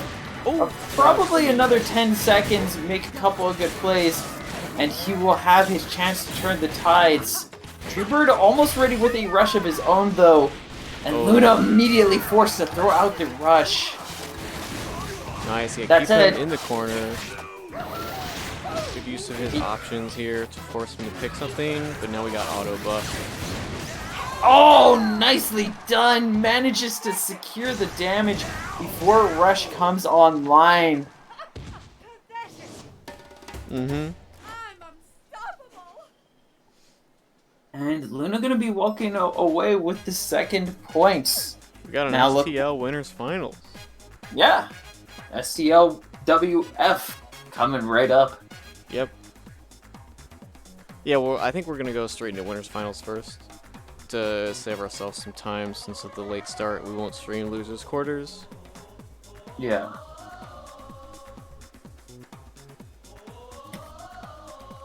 And that does mean that Treebird will be moving down to face off against J-Ro. We'll have to see how well J-Ro fares against Treebird there. That actually sounds like something I'd be really interested in seeing. But again, yeah, that's a lot of extra time that I'm not really in the mood to have anymore.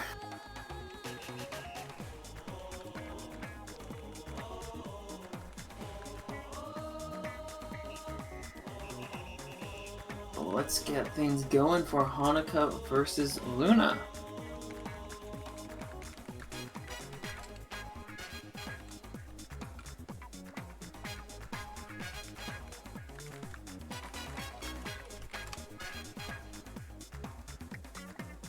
STL Winners Finals. I'm not saying that word, but Poggers?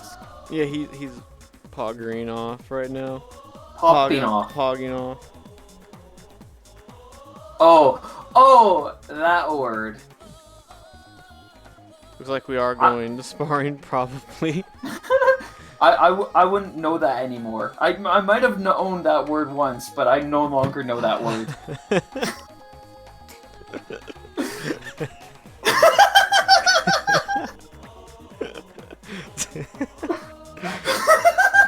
That's... I got nothing. Why do I make these jokes? I love them Anyway. so much. Again, I banned sparring. Fuck you, Hanukkah, for wanting to go sparring. No sparring today.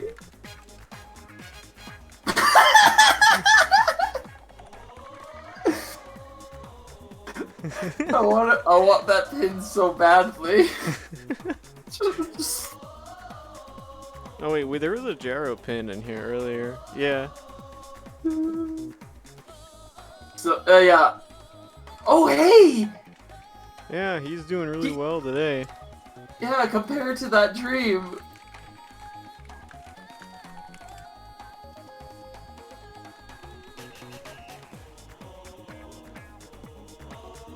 Ah. Well, yeah. Oh yeah. Okay. Tree and Jaro are playing Yeah. at the moment.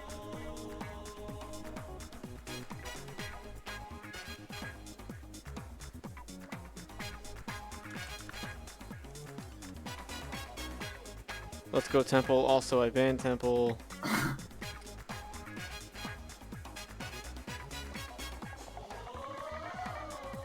Oh, I didn't fulfill it. Last time. We didn't call him out last time. I forgot.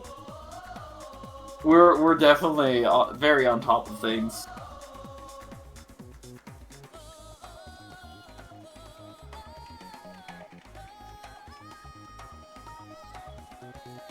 Ah, I should have clipped that moment. It feels like it's too long ago now, but...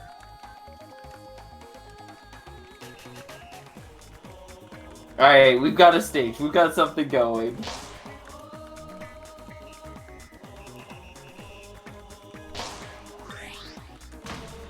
Here we go. Ping me! Please! He's doing that on purpose now. I know he is. So you know these two will have good connection as they are literal miles from each other. We'll probably get some of the best arms we're going to get tonight in this set.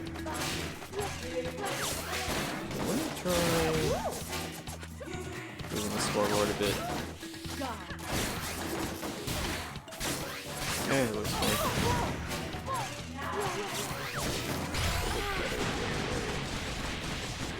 Comes the rush. Hanukkah looking like a champ right now, coming in strong and taking Luna out, claiming that first point on 69. Mm-hmm. Nice. All I heard was 69. Yeah. Actually, fun fact, I consider that the speedrun time, because if you're playing any difficulty above, like, easy mode, if you're looking for a good round, you're probably getting a time if you're that's running 30 seconds or less. If you're running like the arcade modes and whatnot. Yeah. Yeah, You're generally looking, which just so happens to be 69. I forgot that people were in this game. Specifically, you run this game a lot. I used to. I gotcha. Maybe I'll pick it up again someday, but not today. Oh, Out comes the rush. Nice 280. Luna turning this round a lot around, and this one is definitely much more in his tune as he gets that final KO. Brings the rounds to one apiece. Hanukkah needs the first round or the first game is so important in the first three, especially in games that you have kicks and bans in like this in Smash. Like setting up that tempo. Like winning the first one is always important. Like even if it's a round like this. Yeah, because that all because important game 5, it'll be your picks. You know what I mean? That's what you need. But like even in this little best of 3 set that we're going through right now, because Hanukkah won that first round, it meant that he got to go into the third round with Rush, because Luna had to expend his to try to keep things going for himself. Oh, nice grab. Hanukkah with an advantage here. Oh, now it's back to even-ish. We've got Rush ready for Hanukkah though, and Luna is still looking to try to grind his up. But his desperate grind for Rush Generation is leaving him open to some safe pokes from Hanukkah. And a solid KO, setting himself up with the first point. Yep, first game. All important. He got the first round, he got the first game. I bet there's some sort of statistic, if people compiled it all, that was like, you know, X amount of percentage of the, you know, whoever won the first round probably won the first game, or like that game, you know what I mean? Yeah. as it's so important. Tommaso, looks like it. And whoever wins the first set probably will win the match. Just like how, like, in a best of 5, Oh, yeah, whoever yeah. wins the third set is more likely as well. Whoever wins Like, there's game a- 3 probably was winning the set. Yeah. Well, because if you won all 3, you won the set. But if you were 1-1 and Yes. then you won the third game, you know, you're probably winning 4 or 5.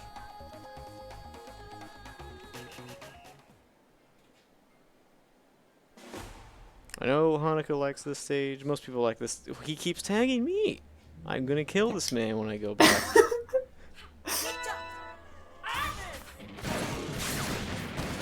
You'll figure it out someday. Fair enough, fair enough.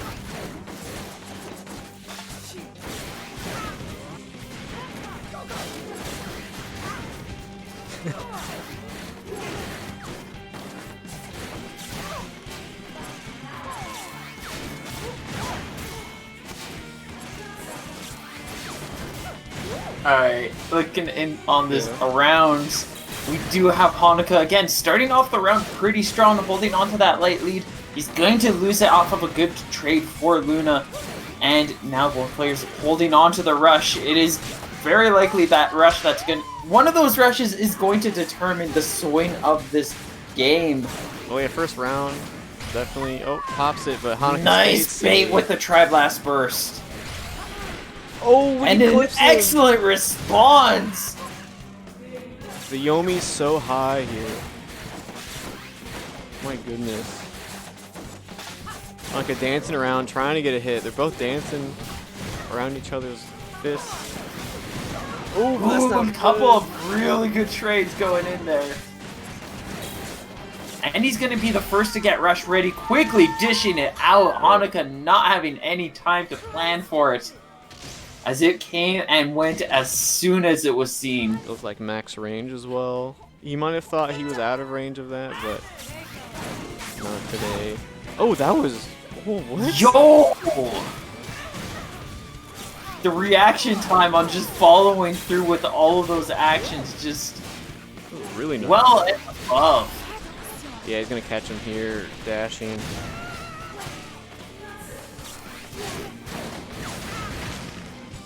Oh, one hit on the middle, looks like.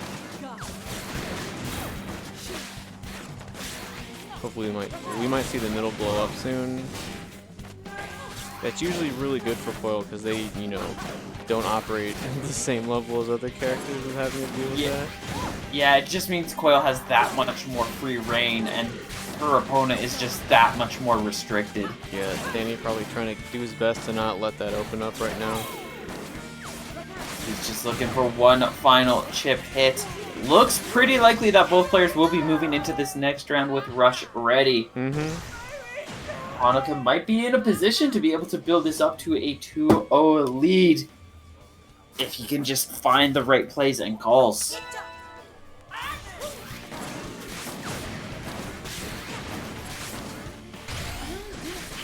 That's going to be a shield breaker. Oh, it will not be. Luna just slipping to the side because of the curvature of the stage will allow him to safely recover and even get an excellent punish off on top.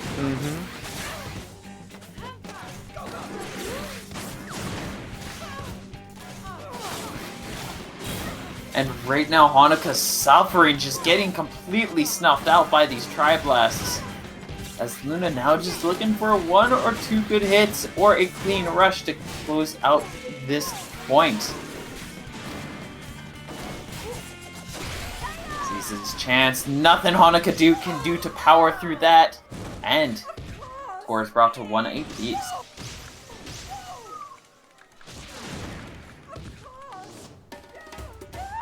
Yep, 1-1. We might be in for the long haul here, I'm not gonna lie. Yeah, this one might be a little closer. I wouldn't be surprised though. It is Hanukkah and Luna.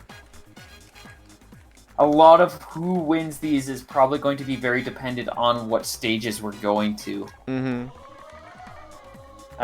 Once you get to a certain point in like skill level, or once your players are like evenly matched up enough, stage choice makes a huge difference in these games. Right. For sure. Oh, going right to Via.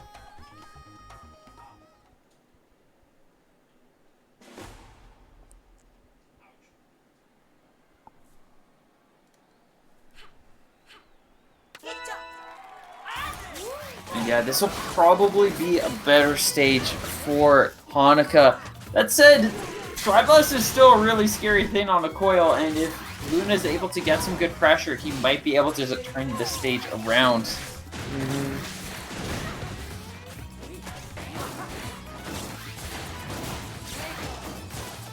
Starting things off, players just viciously throwing punches. Luna just throwing a little more aggressively, thinks he sees a chance for rush, but it is just going to be chip hits to the shield. That said, he has enough aggressive coverage that he is getting the trades to come out on top for him.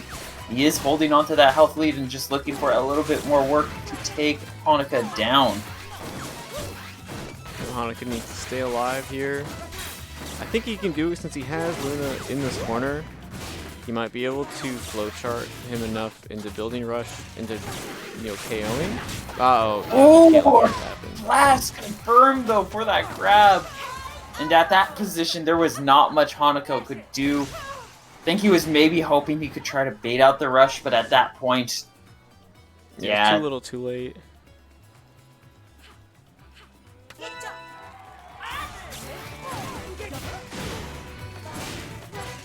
Good opening for Hanukkah. Gives him plenty of time to charge up a rush as well, which means he's got a nice response to whatever Luna might be pulling out.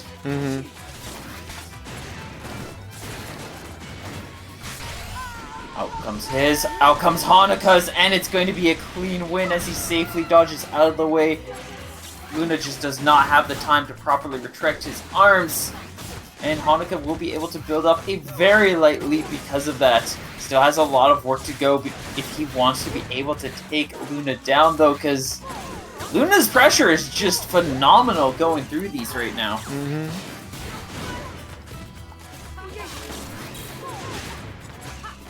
I don't know, Hanukkah really close to taking this if he can just not get clipped. Yeah, okay. He gets clipped a couple of times. He makes a very unrewarding rush. Oh, the tree! He does take away Luna's, though!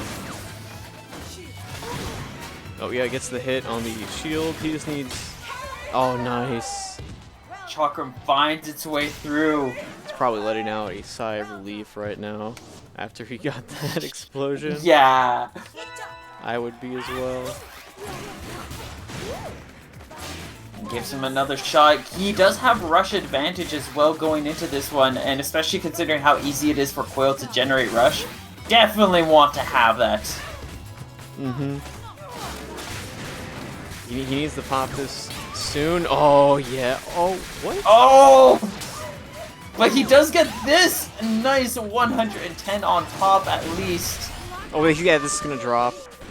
And Luna thought he had the blast confirmed, but that knockback was just a little too short, a little too quick to the ground, and Hanukkah gonna safely recover, which means this is a huge tempo loss for Luna, and I'm pretty sure he's just not gonna be able to recover from this. The big health lead. This might be, yep, looking like Danny's game, 2-1.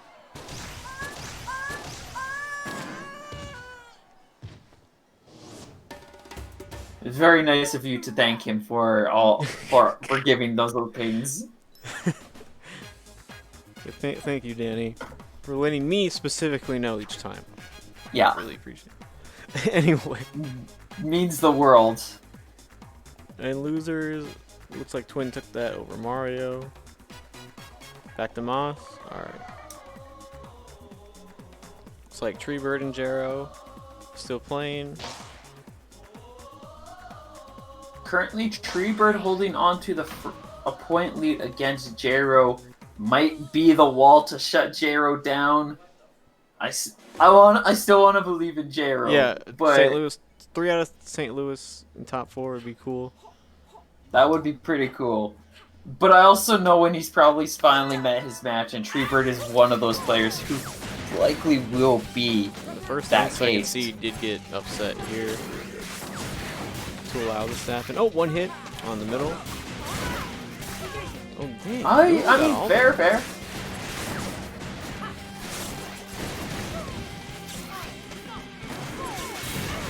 Slam bam, thank you, ma'am. Hanukkah half health. He needs to make something happen. That Tri-Blast does create a little bit of a window, but he's just not able to capitalize on it, and we're back into just a vicious, aggressive barrage of strikes from Luna. Could go in for a shield break if he really wanted to, but I think he's just looking for easy, safe damage with all of these punches. Yeah, he can just keep Hanukkah at bay and keep the rush for when, you know, he can use it to close out the round or, you know, use it for like a whip punish and whatnot. Yeah, exactly. Nice just call like here. Good call on the finishing touch will allow him to take Hanukkah down. Yeah, like I said, this might go the distance.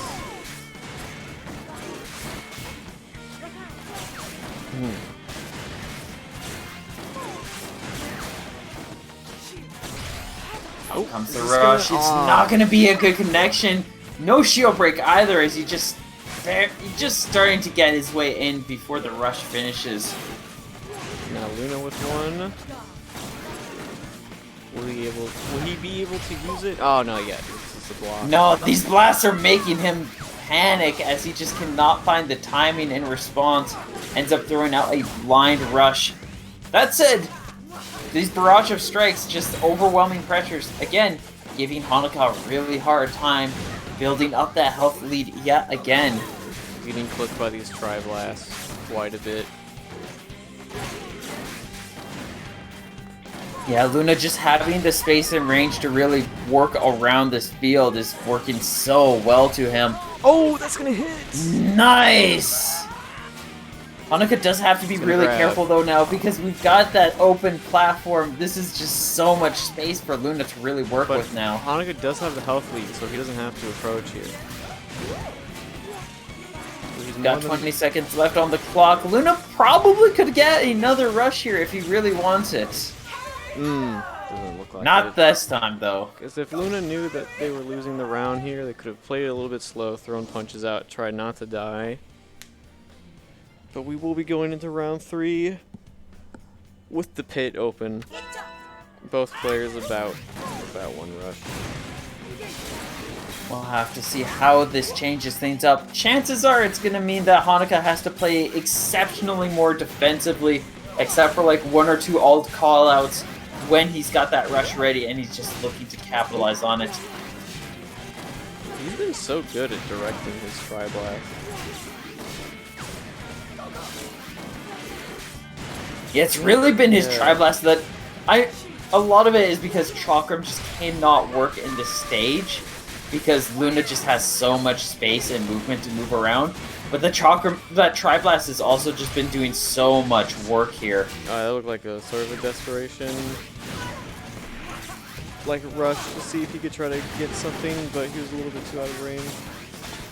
Oh, good jump over the Tri-Blast. Alright.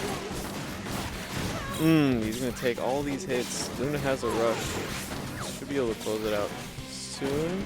He can get like another good hit on Hanukkah. Oh, now he's taking these though. Hanukkah building up another rush.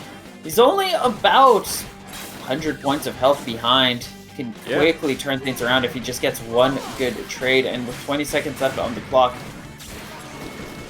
if no damage comes in otherwise, it can easily be determined by just a rush call out, a rush play. Hanukkah has to make the move here. Oh, Luna making such a desperate call out will leave him. He went for the checkmate, but he was not aware that there was just one or two extra plays on top that could happen. Hanukkah was able to capitalize on those, That was so taking good. him down, and will be advancing 3-1. Hanukkah and Grands, baby. Let's go. And with that, I'll be right back. I'll Yeah, just a moment. you're good. I'm gonna update. Uh,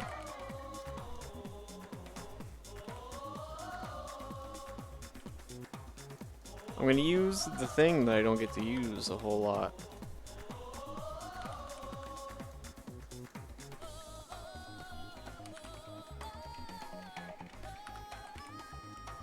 Well, just give me a second.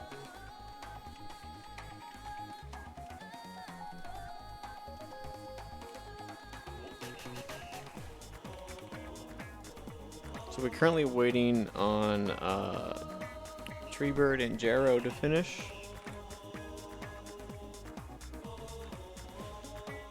But this is what the bracket looks like right now in our top 8. Twind and Hanukkah and the winter side played. Treebird, Luna Gaps played, and we know the result of that and the result of that match afterwards as it just happened. Flesh Eater Mario, that was Mario's favor, and then he lost to Twin in the quarters. Twin is in loser semis waiting on the winner, Treebird and Jarrow. So that's...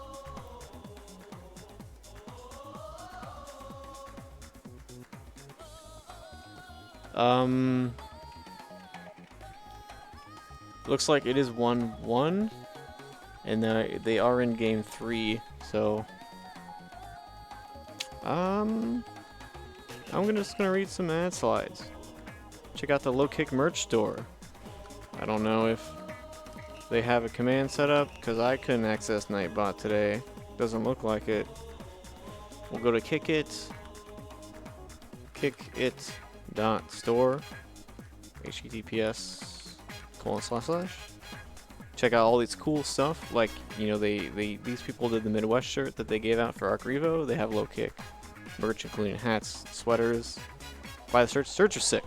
Shirts are actually fucking sick as fuck. Alright, next. EX Saturdays is podcast every Saturday that they do. Well, most occasional Saturdays that they do at 5 p.m. They usually will announce it beforehand, but they talk about fighting game stuff. If next time they do it, you know, this is my suggestion, but, you know, Under Night has the rollback news, so they might be able to talk about that and what that could do for the community. So it's the wink wink, Dom. You can donate to the Matcherino by using !Matcherino in chat. You can use the code LKO41ARMS this week. I will do a quick demonstration. Browsersaurus interacts. Contribute LKO41ARMS. You just type that into the little box after you sign in with social media. Give a free 50 cents to the Matcherino. Dingery Dino. Oh, we have, I believe this is still active. Yeah, you can donate to the Low Kick staff here. That goes to streamers, TOs, admins, blah blah blah. It brings you to a little page like this guy. You can put in anything you want. It doesn't matter. Anything is appreciated, and we appreciate it all. It's kind of like, you know, artists and they have the coffee websites or whatever, but this is like our own little one we do, so we don't have to pay fees. And I think, oh yes, Fall Fights 2019, or no, that was last year, 2020 online edition, because everything's online now. Them's Fighting Herds and Power Rangers brackets supported by Main 6 and Battle for the Grid League. Both have official developer support. Smash GG/FFO, I believe. GPS :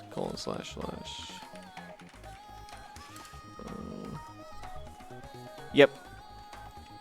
Check that out if you play those games. Really fun stuff.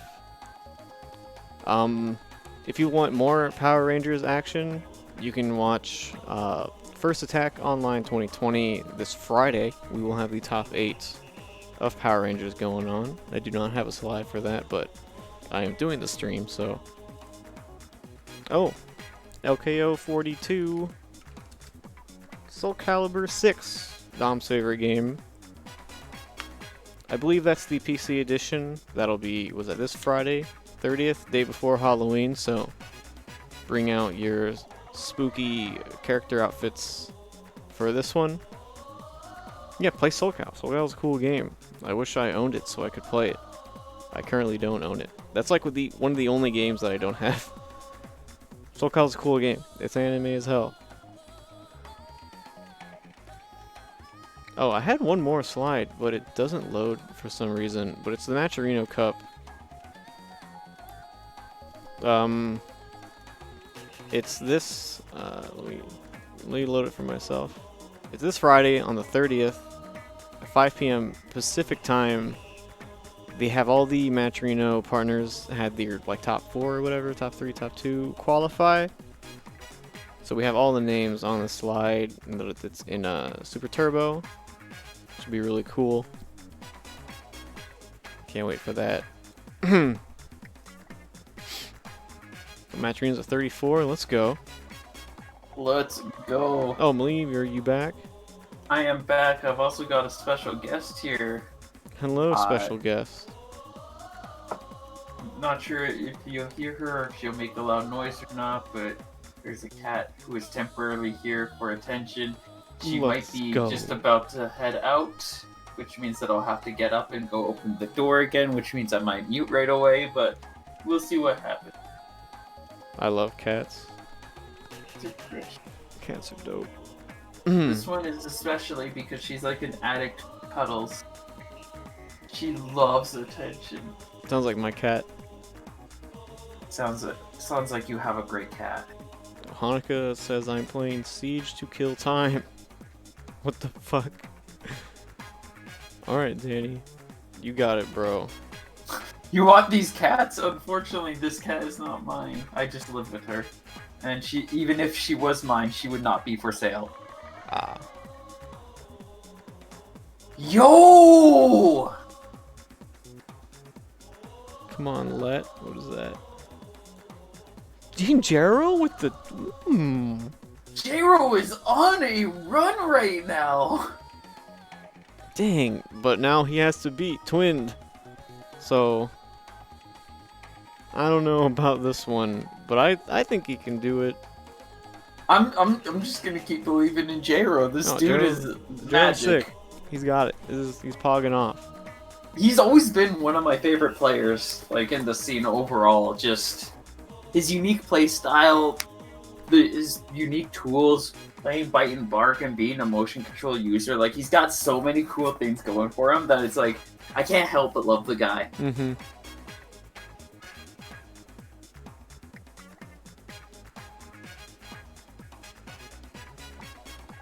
Alright, advanced sparring, as always.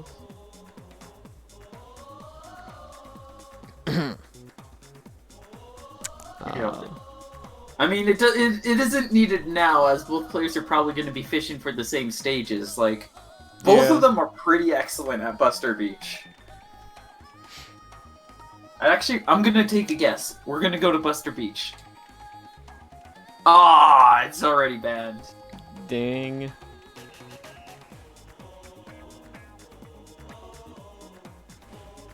Oh, I'm sorry to scare you.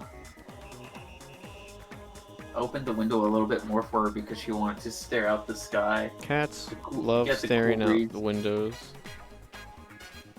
It's great. I mean, you can't blame them. It's a little tiny spot that they can stand on that a few others can. Mm-hmm. There's just a huge burst of fresh air that they're not going to be able to get sitting around indoors. You gotta look down on people.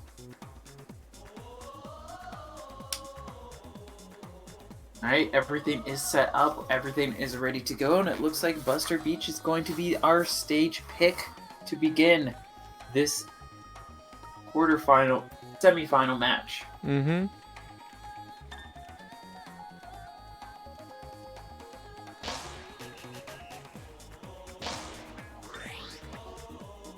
Especially because we keep them cats inside because they safe inside. Yes. They are way safer inside. Loser semis, first to 2. Yeah, we're going. Both players going in with their classics. I love that we've seen, like, I mean, not within the course of this bracket, but I love the fact that I've seen over, like, years, Jero develop himself as a player, learn and master the ways of this loadout to such a degree that there's a lot of players that struggle to keep up with them. Like Twin 5-0 right now, who is at 50% health, and Jero has yet to be touched! Jero is sick. Come on. The clowns? Yeah, they got clowns in this game. Yeah, clowns are really good in this game.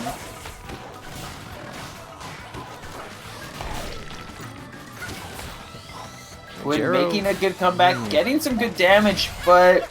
Oh, that's a nice call out for the rush. He will be able to beat Jero out before the revolver is able to make its mark. That would have been disastrous for Twin. I'm pretty sure that would have killed. Oh yeah, Jero not looking too hot now. He just needs one more hit on Twin here. Oh, and there's the 1-2 with the revolver. Good stuff. Damn. I didn't realize how badly I wanted to see this matchup. And Jero lost like round 1 too to what was Mario. his name? Or, yeah. Oh no, it was Mario. My bad. I thought it was Alumox, but that was the other person. Kenzo King lost. Jero ended up having to face off against Alumox in the lower round 1. Yeah, Jero played Alumox on in losers. That was it. Yeah. Yep. Alright, this round looking a lot better for Twin. He's definitely feeling things out a lot more. Definitely getting a good vibe on what he's looking for to counter Jero out. So he's securing a very monumental lead. And he's just looking for a couple more pokes to take Jero out. This next mix. Oh, okay, just decides to block. Safe options. We're gonna get clipped by the Biffler, I believe. Yeah. Now that Twin is starting to warm up in the matchup, it looks like he's really figuring. He's figuring out like how effective the Ice Dragon can be at blocking out the revolver.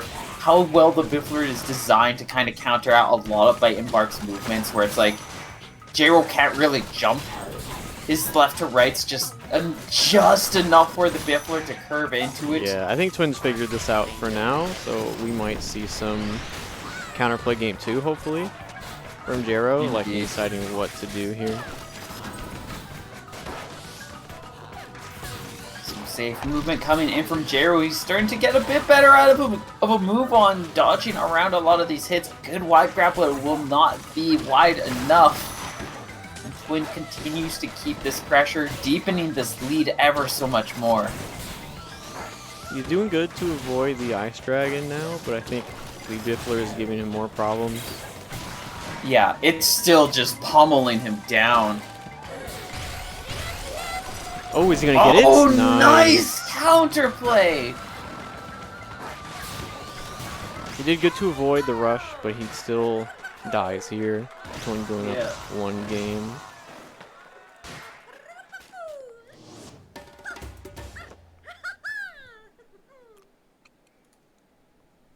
This is the first time in a while, especially like with how things recently have been with a lot more top players, a lot more steady performers coming back in.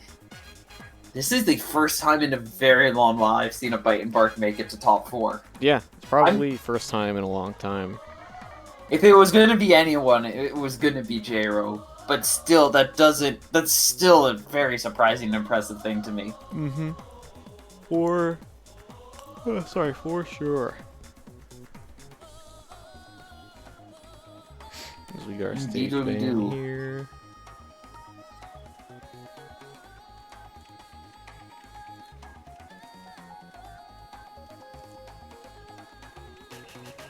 I think we're going back.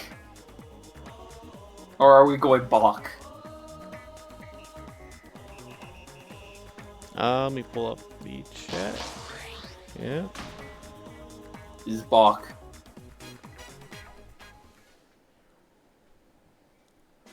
I think Jero could and show us his counterplay he's got here. He's got to have something.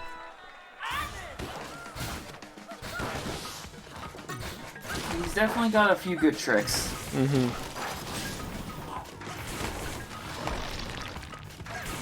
No.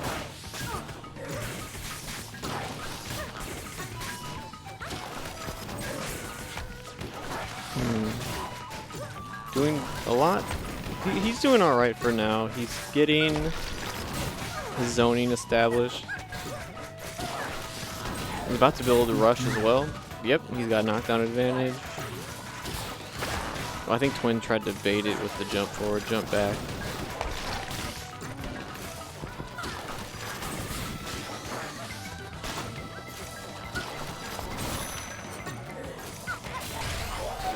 Nice. Good. That was such a good weight on that. It's gonna get all that damage. Jero with the health lead. Still somewhat. He can't get clipped again. Alright, now he is down against Twin with a rush. He's trying to get some sort of revolver hit here. Mm-hmm. Like, if he could do what he did before, he does have a chance, but that rush is just gonna overpower him. He tried to challenge that. He should have just blocked. Or just, like, focused on getting to the ground so he could bring out that shield. But he was on the good to ground start. already. He chose to jump again and challenge, I believe, on that. Yeah. And yeah, it just did not work out for him. Biffler becoming a medium weight arm with the rush, just making it really easy for Twin just to power through. Yeah, Jero doesn't really have an answer to that, because everything would just trade.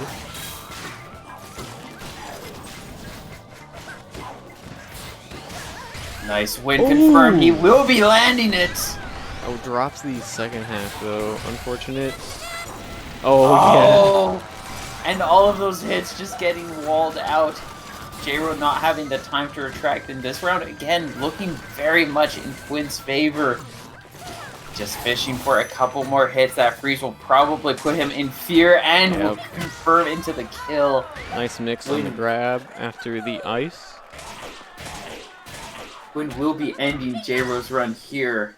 And moving on to face off against the Luna. Yep, let's see what Luna can do here. Against like pretty much every time we ran one, I believe Twins won, except maybe one time when Astro entered. Something along those lines. Twins generally been a player, one of those players, yeah, whereas, let me see, is he on? Yeah, he is in the PRs, so I could probably just look at this quickly in the history. Let's see, what is it? He's not won a tournament yet. So it might have been some time ago, but this season, he's placed top 3 times, and that's about where his record holds. So he's currently in his average, where he gets close to the end, like low kick 33. That was a while ago. Wait, oh no, low kick 33 was last month, and okay, yeah, I forgot, different low kicks have different events. Okay, yeah, the last ARMS event, it looks like he lost to Astro and Para for this season, so the last one that happened, he settled in on 3rd place.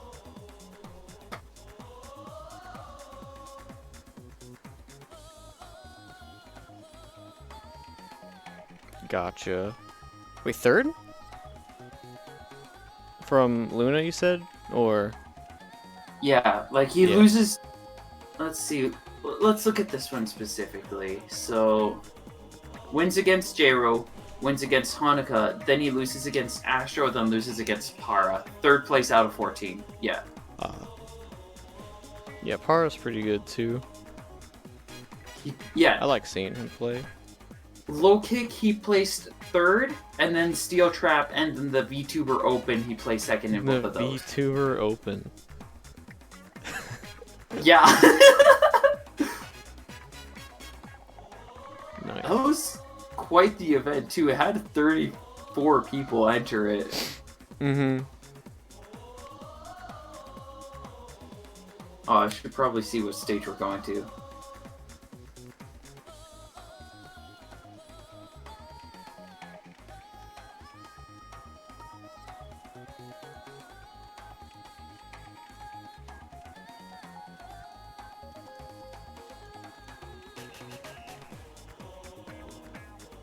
Oh, does banning work by seed? I thought it was RPS. Online we do by seed here. Interesting. Or A for arms.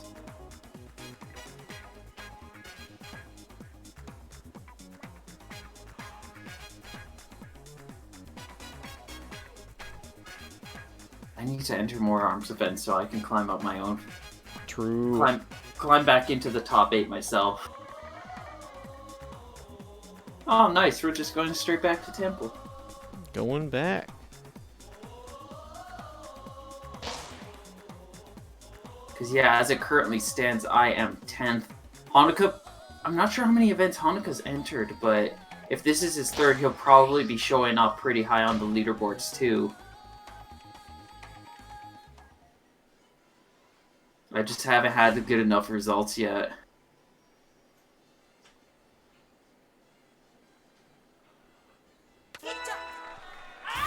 Oh, whoops. Enough, Alright. Get into enough it. about me. We've got this match going, and we've got Twin. We got Luna. Both players fighting to try to reach that second place position and potentially even set themselves up to take Hanukkah down. Mm-hmm.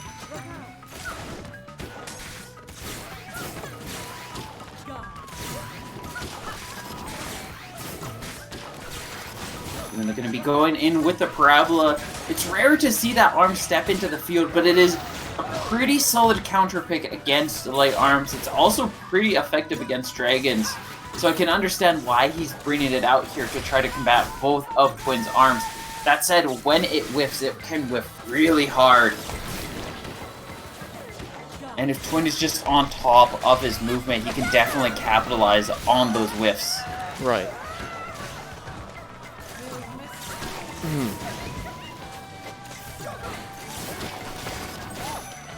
Definitely looking to be the case right now. As Twin finds one more Ice Dragon, this first round will be going in his favor.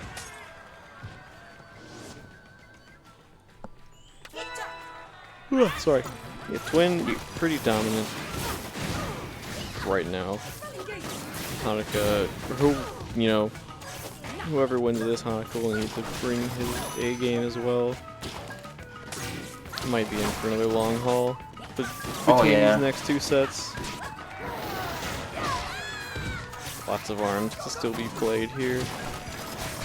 Lots of close games to be had.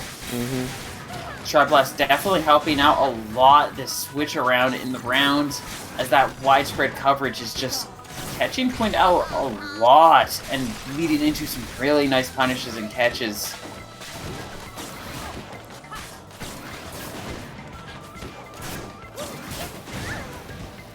Sets Twin into critical. Luna still above 50% health. Lots of room to work with, lots of wiggle space. Twin still has a while to go to get his next rush. If he does survive long enough, we can still see it come in this round. But can't eat anything else now. Yeah, he's got less than 100 health, and oh yeah, he just jumped right in Luna's face. Tried to assert some dominance, but unfortunately it just was not enough.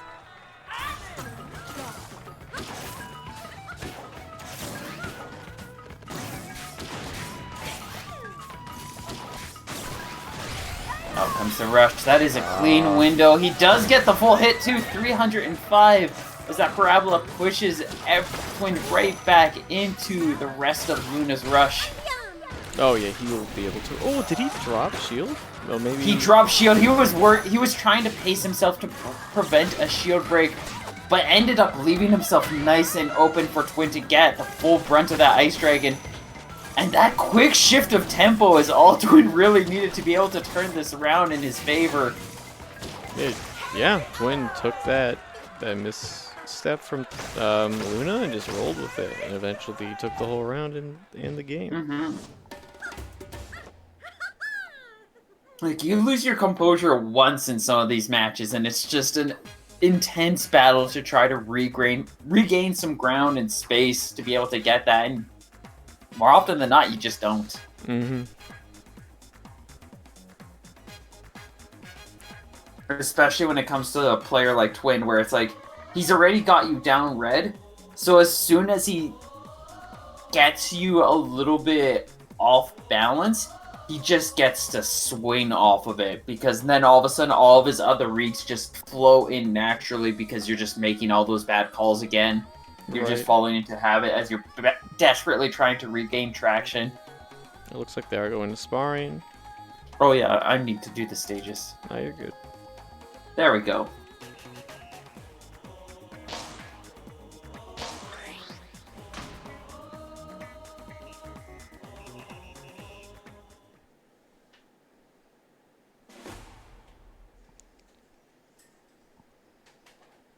And it looks like...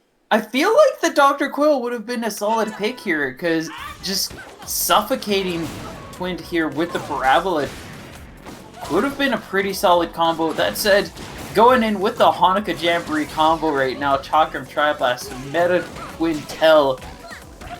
Can't go wrong with that style, especially in a close-ranged environment.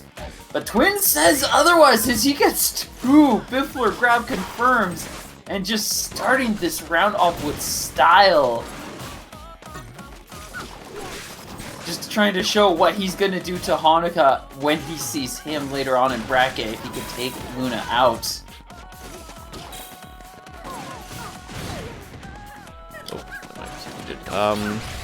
Oh, we're gonna nice get confirm. This, yep. Oh, I did not even see. I looked away and Luna switched to Twin Tail. I did not see that. Oh, that could have been a whiff flash from Luna. Nice actress Aura. Trying to close in that distance. Twin sets him 2 magic pixel. Nice grab call out though. That will be the KO. Yeah, I think Twin might have wanted to bait something and then punish there, but held shield a little bit too long.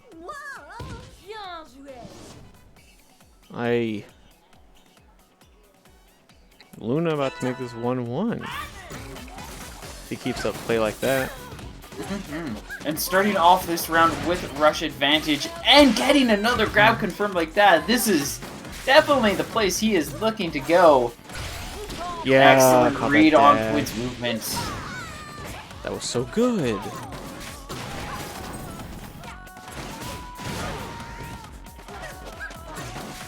This game's been all Luna. Dang.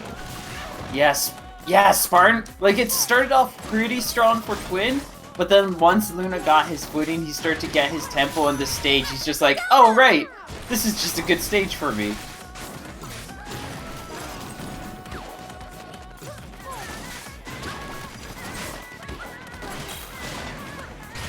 Out comes the rush. Twin will not have his space to move out, and a good KO comes through. 1-1.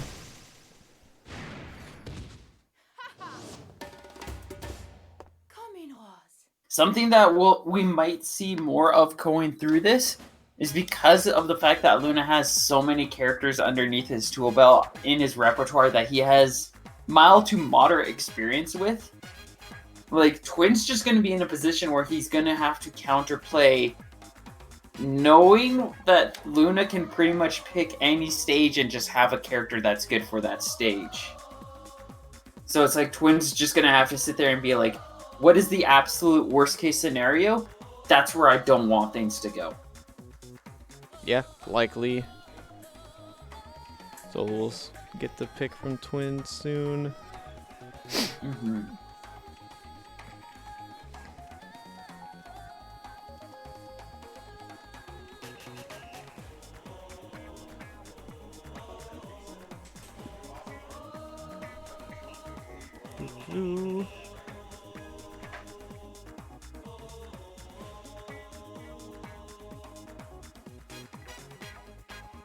Now we can see where Twin will be taking us. DNA Lab will be the choice of pick. Definitely will hold out a lot better against that Twintel. And it looks like Luna is going to be sticking with this character pick too.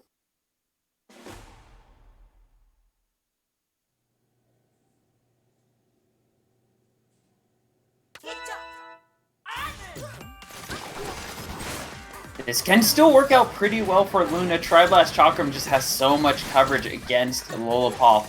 So much pressure. This space will give Twin a little bit more room to work with, but those curves definitely can lend themselves to cause Luna to find some nice windows and opportunities to just secure some good damage. So far, though, plenty more room is lending itself to allowing Twin just to stay just barely out of reach and maximize optimum range for his abilities to work as well as they can. Was this now? Oh, the punish through the pillar. That was really good. Not sure if he knew that was gonna happen, or maybe either way it worked out. A little bit of chip damage there. Twin just looking for some kind of confirm, some opportunity. He does have the health lead back, and he's got the rush ready, so he's just gonna go and take the round. Good rush confirm. Popping rush right away after that clip.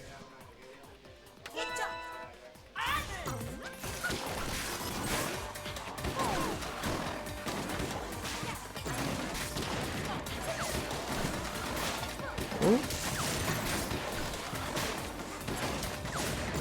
Yeah, I think Luna wants to break these pillars to not allow. Oh, I think might have thought that they were gonna dash there. He does get a shield break on top of it though, which does lend to a little bit more damage, but it does mean that Twin also has a huge generation of rush from that. He's got his ready, he's looking for a chance to just keep things going. Oh, good read on the read. Break that grab and hit Twin. Now Luna with some momentum here. Yep. Utilizes that rush just to create some space from that explosion, specifically for defense, which, considering the health difference, that's quite the risky play because he doesn't hold that much of a lead, but he's creating that distance once again. Luna has him backed up against a corner. That's going to be a shield breaker rush. Not enough! I think that Luna thought that Twin might have hit a button there. And, like, you know, minus frames in the rush. But Twin staying patient, blocking all of that, and then killing Luna. Luna is now dead. Twin 2-1 advantage. Looking for one more win to advance and try to take down Hanukkah. And it looks like Mausoleum is going to be the next stage pick, which means we're probably suspecting the Dr. Coil to come back in. We'll have to see if Twin can make things work out here. Or if Luna's going to be able to balance this to 2 apiece. That said, Twin got the first point. He is in a good contention where Luna's constantly having to play catch-up against Twin, which at the very least will be picking a stage Twin wants for the final round.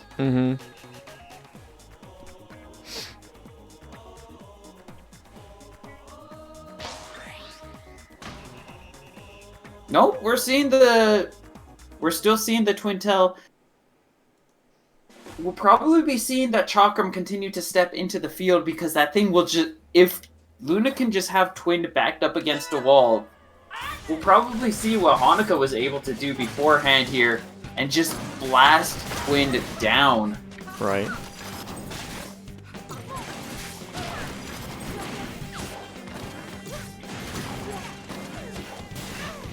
Moss Bean, yeah, good stage for Twintel, you'd say. I mean, I'd probably say it's less a good stage for Twintel and more a good stage for Chakram. But because of that center platform opening up so quickly, Luna just not respecting that ground at all. It's definitely given Twin a good chance, because even if Luna is trying to pressure now, he's just constantly in a position where you could just blindly throw out a shot like that. Even if he got that shield up, I think the pushback would have been enough to set him on the trampoline, and then the rest of the Biffler would have connected and taken him down. Oh, that's interesting. Or checkmate someone on your wake up. Yeah, there's a lot of cases where if Luna's pushing too much and he leaves his back to that trampoline, it's arguably worse than being backed up against the wall, because if you get pushed onto that trampoline, you're now suspended in the air, and since you're not Dr. Coyle, you don't have a shield anymore.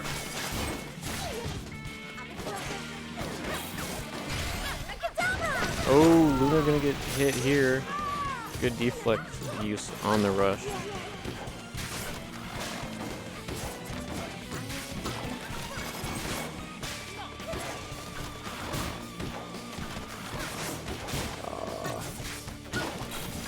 Oh yeah, Luna's gonna get hit.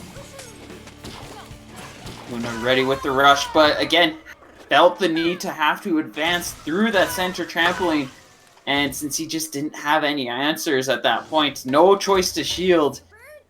He could have rushed, but I don't think he saw the Biffler coming in on time to press that button.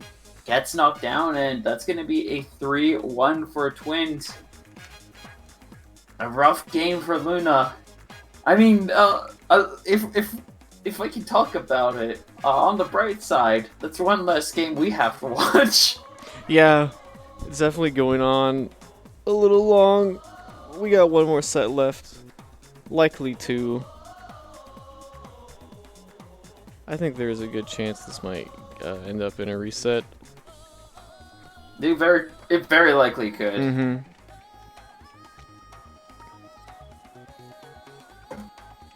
It would be definitely very hyped to see that happen, but I'm also would be very down to be able to go do my bedtime rituals and get some supper and get some sleep. Agreed. Wholeheartedly agree. Yeah. We'll see that happen when we get there, though. Because we now have grand finals coming in. Hanukkah Jamboree in advantage position, Twin 5-0 in the comeback in disadvantage. Which means if Hanukkah wins the first best of 5, he wins. Mm-hmm.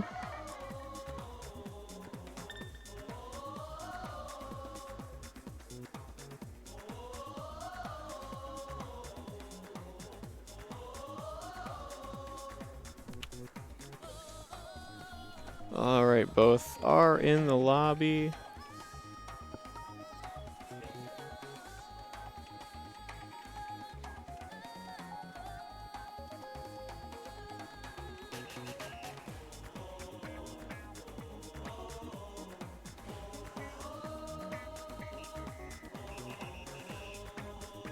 Where are we going?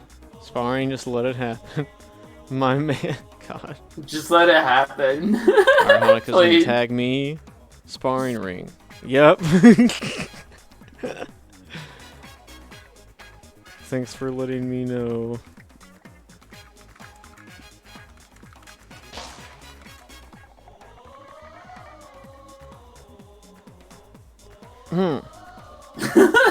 Yes.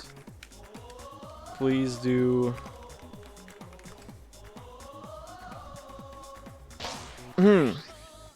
Game 1. Let us begin grand finals. Hanukkah versus Twin 5-0. Twin coming in right away with a new loadout equipped. Well, I wouldn't say it's too new. He's played this loadout before. Oh, what is this? This is the loadout he plays when Ice Dragon Biffler doesn't really work. Ah, I mean, he does also have the alternative of 2 toasters, but he generally doesn't like to go for that one unless he's really backed up against a wall, or is facing off against a heavy that is just ruining his day. Well, I've seen. Well, usually Ice Dragon Biffler is really good, isn't it? So. Yeah.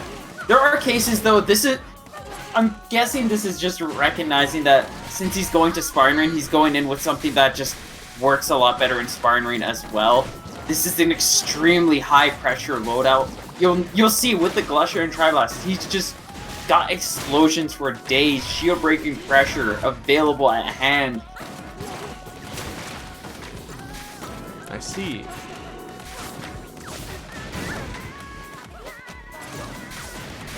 I thought Glusher was more of a meme pick at first. Or is that not true? It seems like it at first, but like once you get to know the arm, it has a lot of cases and points where it can really roll out effectively. Or is that more the Scorpion, I guess? Or do people use the Scorpion? There's a lot of arms that people are used to calling meme picks that really just... They've become more meta, and I don't think they really fit as meme picks anymore. Like, what would be a meme pick? Like, I think it depends on personal preference at this point. Oh my god. Yeah, he's gonna get that. That was, like, really, really tight back and forth from, like, both of them, but...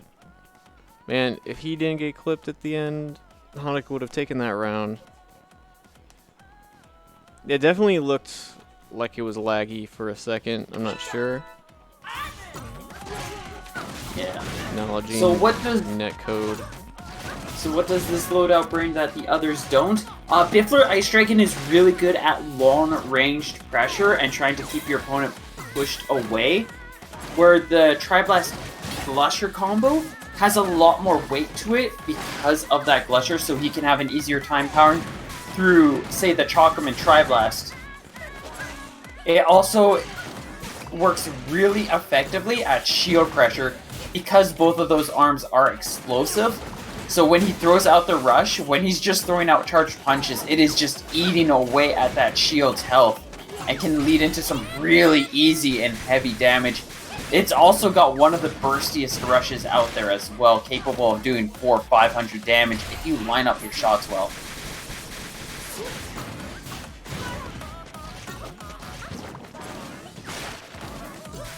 Hanukkah trying to make something happen here. He did get his rush blocked entirely. He needs to get some solid hits in here. Oh! Oh! That was like the second time that happened. Oh, he drops it though, trying to go for the punish, completely disregarding the Glusher still had one final burst. Yeah, that was still active as hell. It's gonna clip him pretty much there. Clip him for a heavy 100 damage, taking him down and setting Twin up with the first points.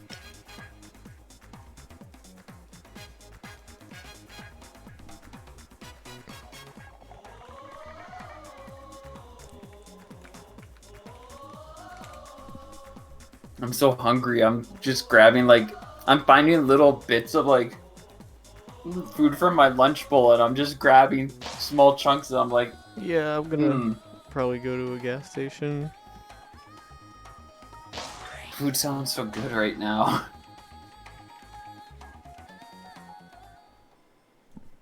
Going back to sparring. Indeed. Hanukkah likes sparring. Yeah, I know. And and Twin set himself up to try to play against sparring ring, as we just saw with that round going in his favor.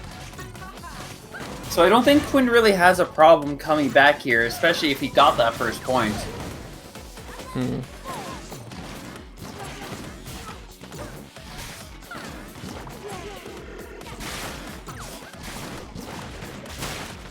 Starting things off when holding on to, yet again, another solid health lead. He's gonna get caught out by this rush though. A nice 300 damage will even out that health difference. When now looking for his turn to shine with a rush ready at hand.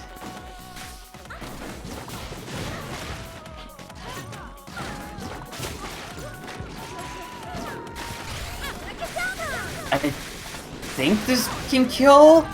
No, but it got really close. And one more Glusher will do the deal.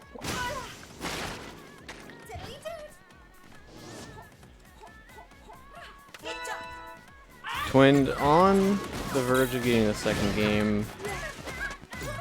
And then we might see a reset in for another long haul. Oh, that is a tasty weakened shield. Hanukkah's seen Ooh. it.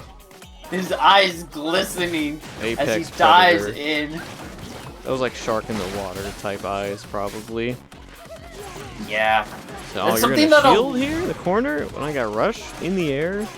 I'm breaking Oh, your and you're- shield. And your shield is nice and weak.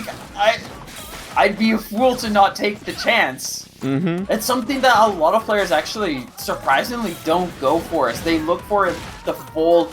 They're expecting the full damage from the rush, and they will not settle for nothing less. You mean like the full So they see a damage we get chance like here? that, and they'll be like, "Oh, I'm gonna try to grab you because you might be worried about a rush now," and then you'll just be able to fight them off and recover, and then it'll be like, "Well, I guess you don't get a rush anymore," Yeah, it's or they just- rush after you've recovered, and you're like, "Oh, well, I recovered enough shield. Now it's just chip damage." Yeah, it's just the Yomi back and forth mindset.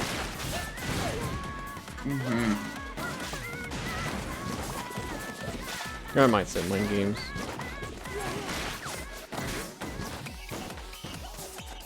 Hanukkah quickly generating rush, readying himself up for another hefty barrage.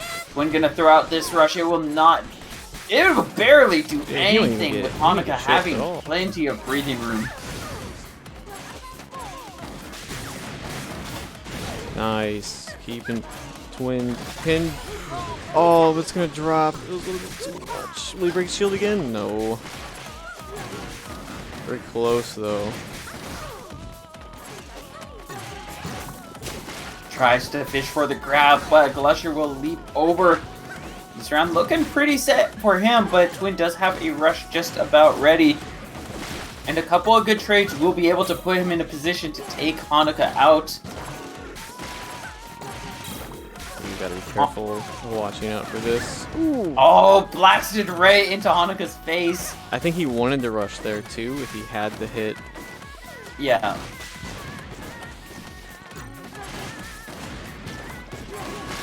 I think Hanukkah might be trying to bait this out. I think he's just trying to go for the timeout at this point. Oh, but he's gonna get that stolen away. I think Twin just... Oh, he would have had... Actually, maybe he still has this. Oh, is it, can he? No, he can't chip him in time. No, that's not enough.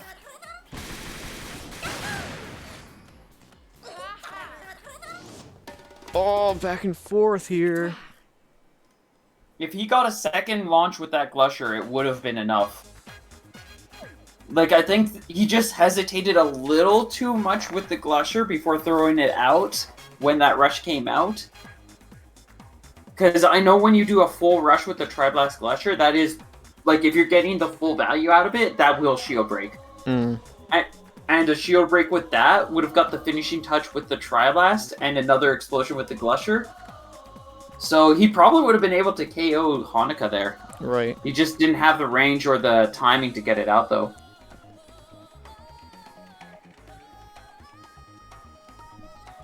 Either way, Hanukkah did clutch that out.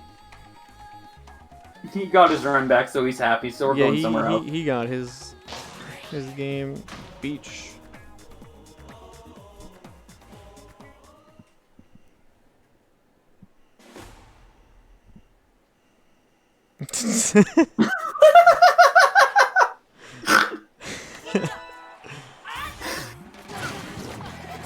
Game round one, game 3.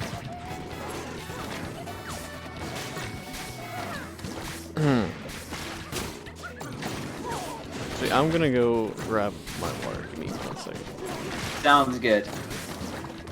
So we're going to be heading over to Buster Beach. This is definitely one of Twin's better stages. He's had to spend some time figuring the stage out because it used to be a really popular pick to counter him out. It's a little more spacious. There's a lot more room for him to flex around and make things work, but it can still be a really dicey place. There's still a lot of really good pressure that can come in and take him down if he's not careful.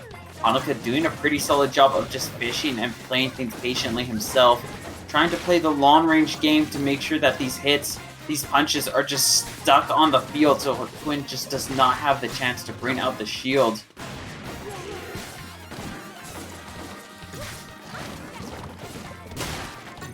It's a little bit of poison damage. The explosion from that Glusher does have a poison element. When that poison is applied, he will take 12 ticks of 1 point of damage, and there will be slight stuttering of movement, just interrupting himself ever so slightly, which can lead into some extra confirms, some nice counterplays, and it can stack up to 3 times. But that's not necessarily the easiest thing to do, especially at high level.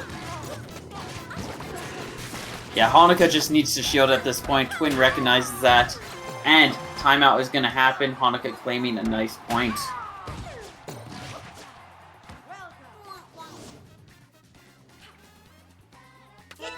Oh dang, Hanukkah took that first round?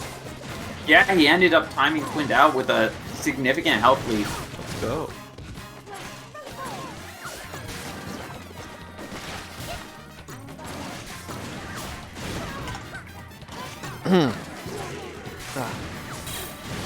This round starting out in Hanukkah's favor as well. I think he's warmed up to what he needs to do against the Glusher Tri-Blast, because he is just dancing around it. Oh, I thought he was going to pop his own rush and punish, but I guess he just wanted to stay safe. Can't blame him. Having the rush just ever so ready can easily cause your opponent to start laxing out. Like here. Make a big misplay like this to capitalize on, to deepen that lead, or just give yourself a nice defensive choice. Nice throw. He does get it. Guess for game territory. Grab. Sorry, Jushichi, I'm stealing that phrase from you. Hanukkah up 2-1. He's one game away from ending it all. And if Another he game takes like this, that. Yeah.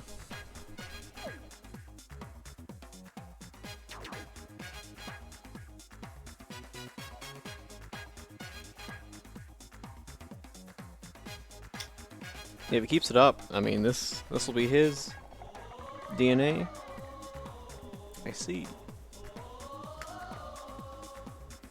I'm suspecting Twin is probably going to switch back to the Ice Dragon combo now. Quite possibly.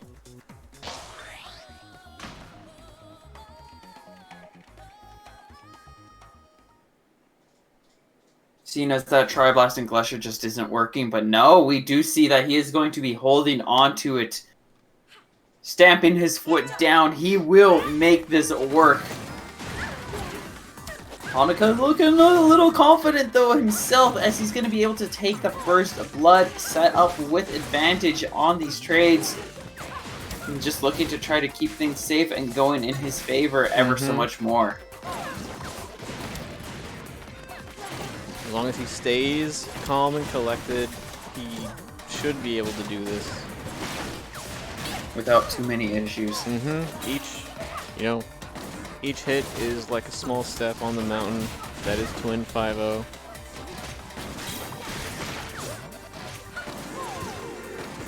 Oh, that was interesting interaction. They all kind of just went around each other, but this will drop. Oh, the stair's gonna allow Hanukkah to quickly descend and get back up and gain invulnerability state.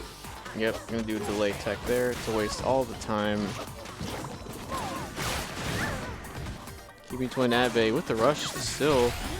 Waiting for Twin to do something. Twin is really good at staying patient there. On if people are trying to mix around him in the corner with rush. Usually he'll continue to keep blocking. Good block by Hanukkah there as well. Twin almost with a rush. A lot of it too is he's just got a good enough reaction time, more often than not, that if he does note, if you do try to go for the grab, or if he's aware that you are a player that tends to grab at that point, he will quickly jump out and throw out a punch. He's just recognized that Hanukkah's one of those players that he doesn't have to worry about that. Yeah. Taking this round, as soon as Hanukkah built that rush, he didn't want to think the rest of the round, so he just popped it. And I think even Twin kind of gave up and just let himself get hit, because he would have gotten saved him timed 4 out anyway. seconds. Yeah. Speedrun strat. Save a few seconds here and there where you can. Coming from Twin now. I don't think we've seen Twin use nade all tournament. Nope, this is the first time he's bringing it out. And on match points, like... Sorry? Does he use it often, ever in other situations? Usually he uses double toaster. Oh, maybe he might be trying to experiment a little bit. Yeah. Hanukkah No, keeping this pressure. Oh, this is gonna hit. 300 twin with like about a fourth health left. Oh, yeah. Hanukkah is in his head. Clean. Actress Aura just giving him a very easy and safe descent. If it was any other character, that probably would have worked, but this is Twintel, one of the safest characters in this game. That Actress Aura just slows everything down. You want a neutral heavy character? Pick Twintel. If you want to play a neutral heavy game, you play ARMS. If you are playing ARMS and you're like, this neutral heavy game does not have enough neutral, you pick Twintel. With that, Hanukkah Jamboree will take low kick 41 over Twin 5-0. Luna Gabs finishing in 3rd place. Jeru with an admirable 4th. 3 out of 4 were St. Louis. Good. It's good to see them show up from time to time. Love to see them. I know they continue to support this. Yeah, good stuff. Fantastic stuff. Yeah, that was... I expected a reset, but we got a 3-1 Hanukkah favor.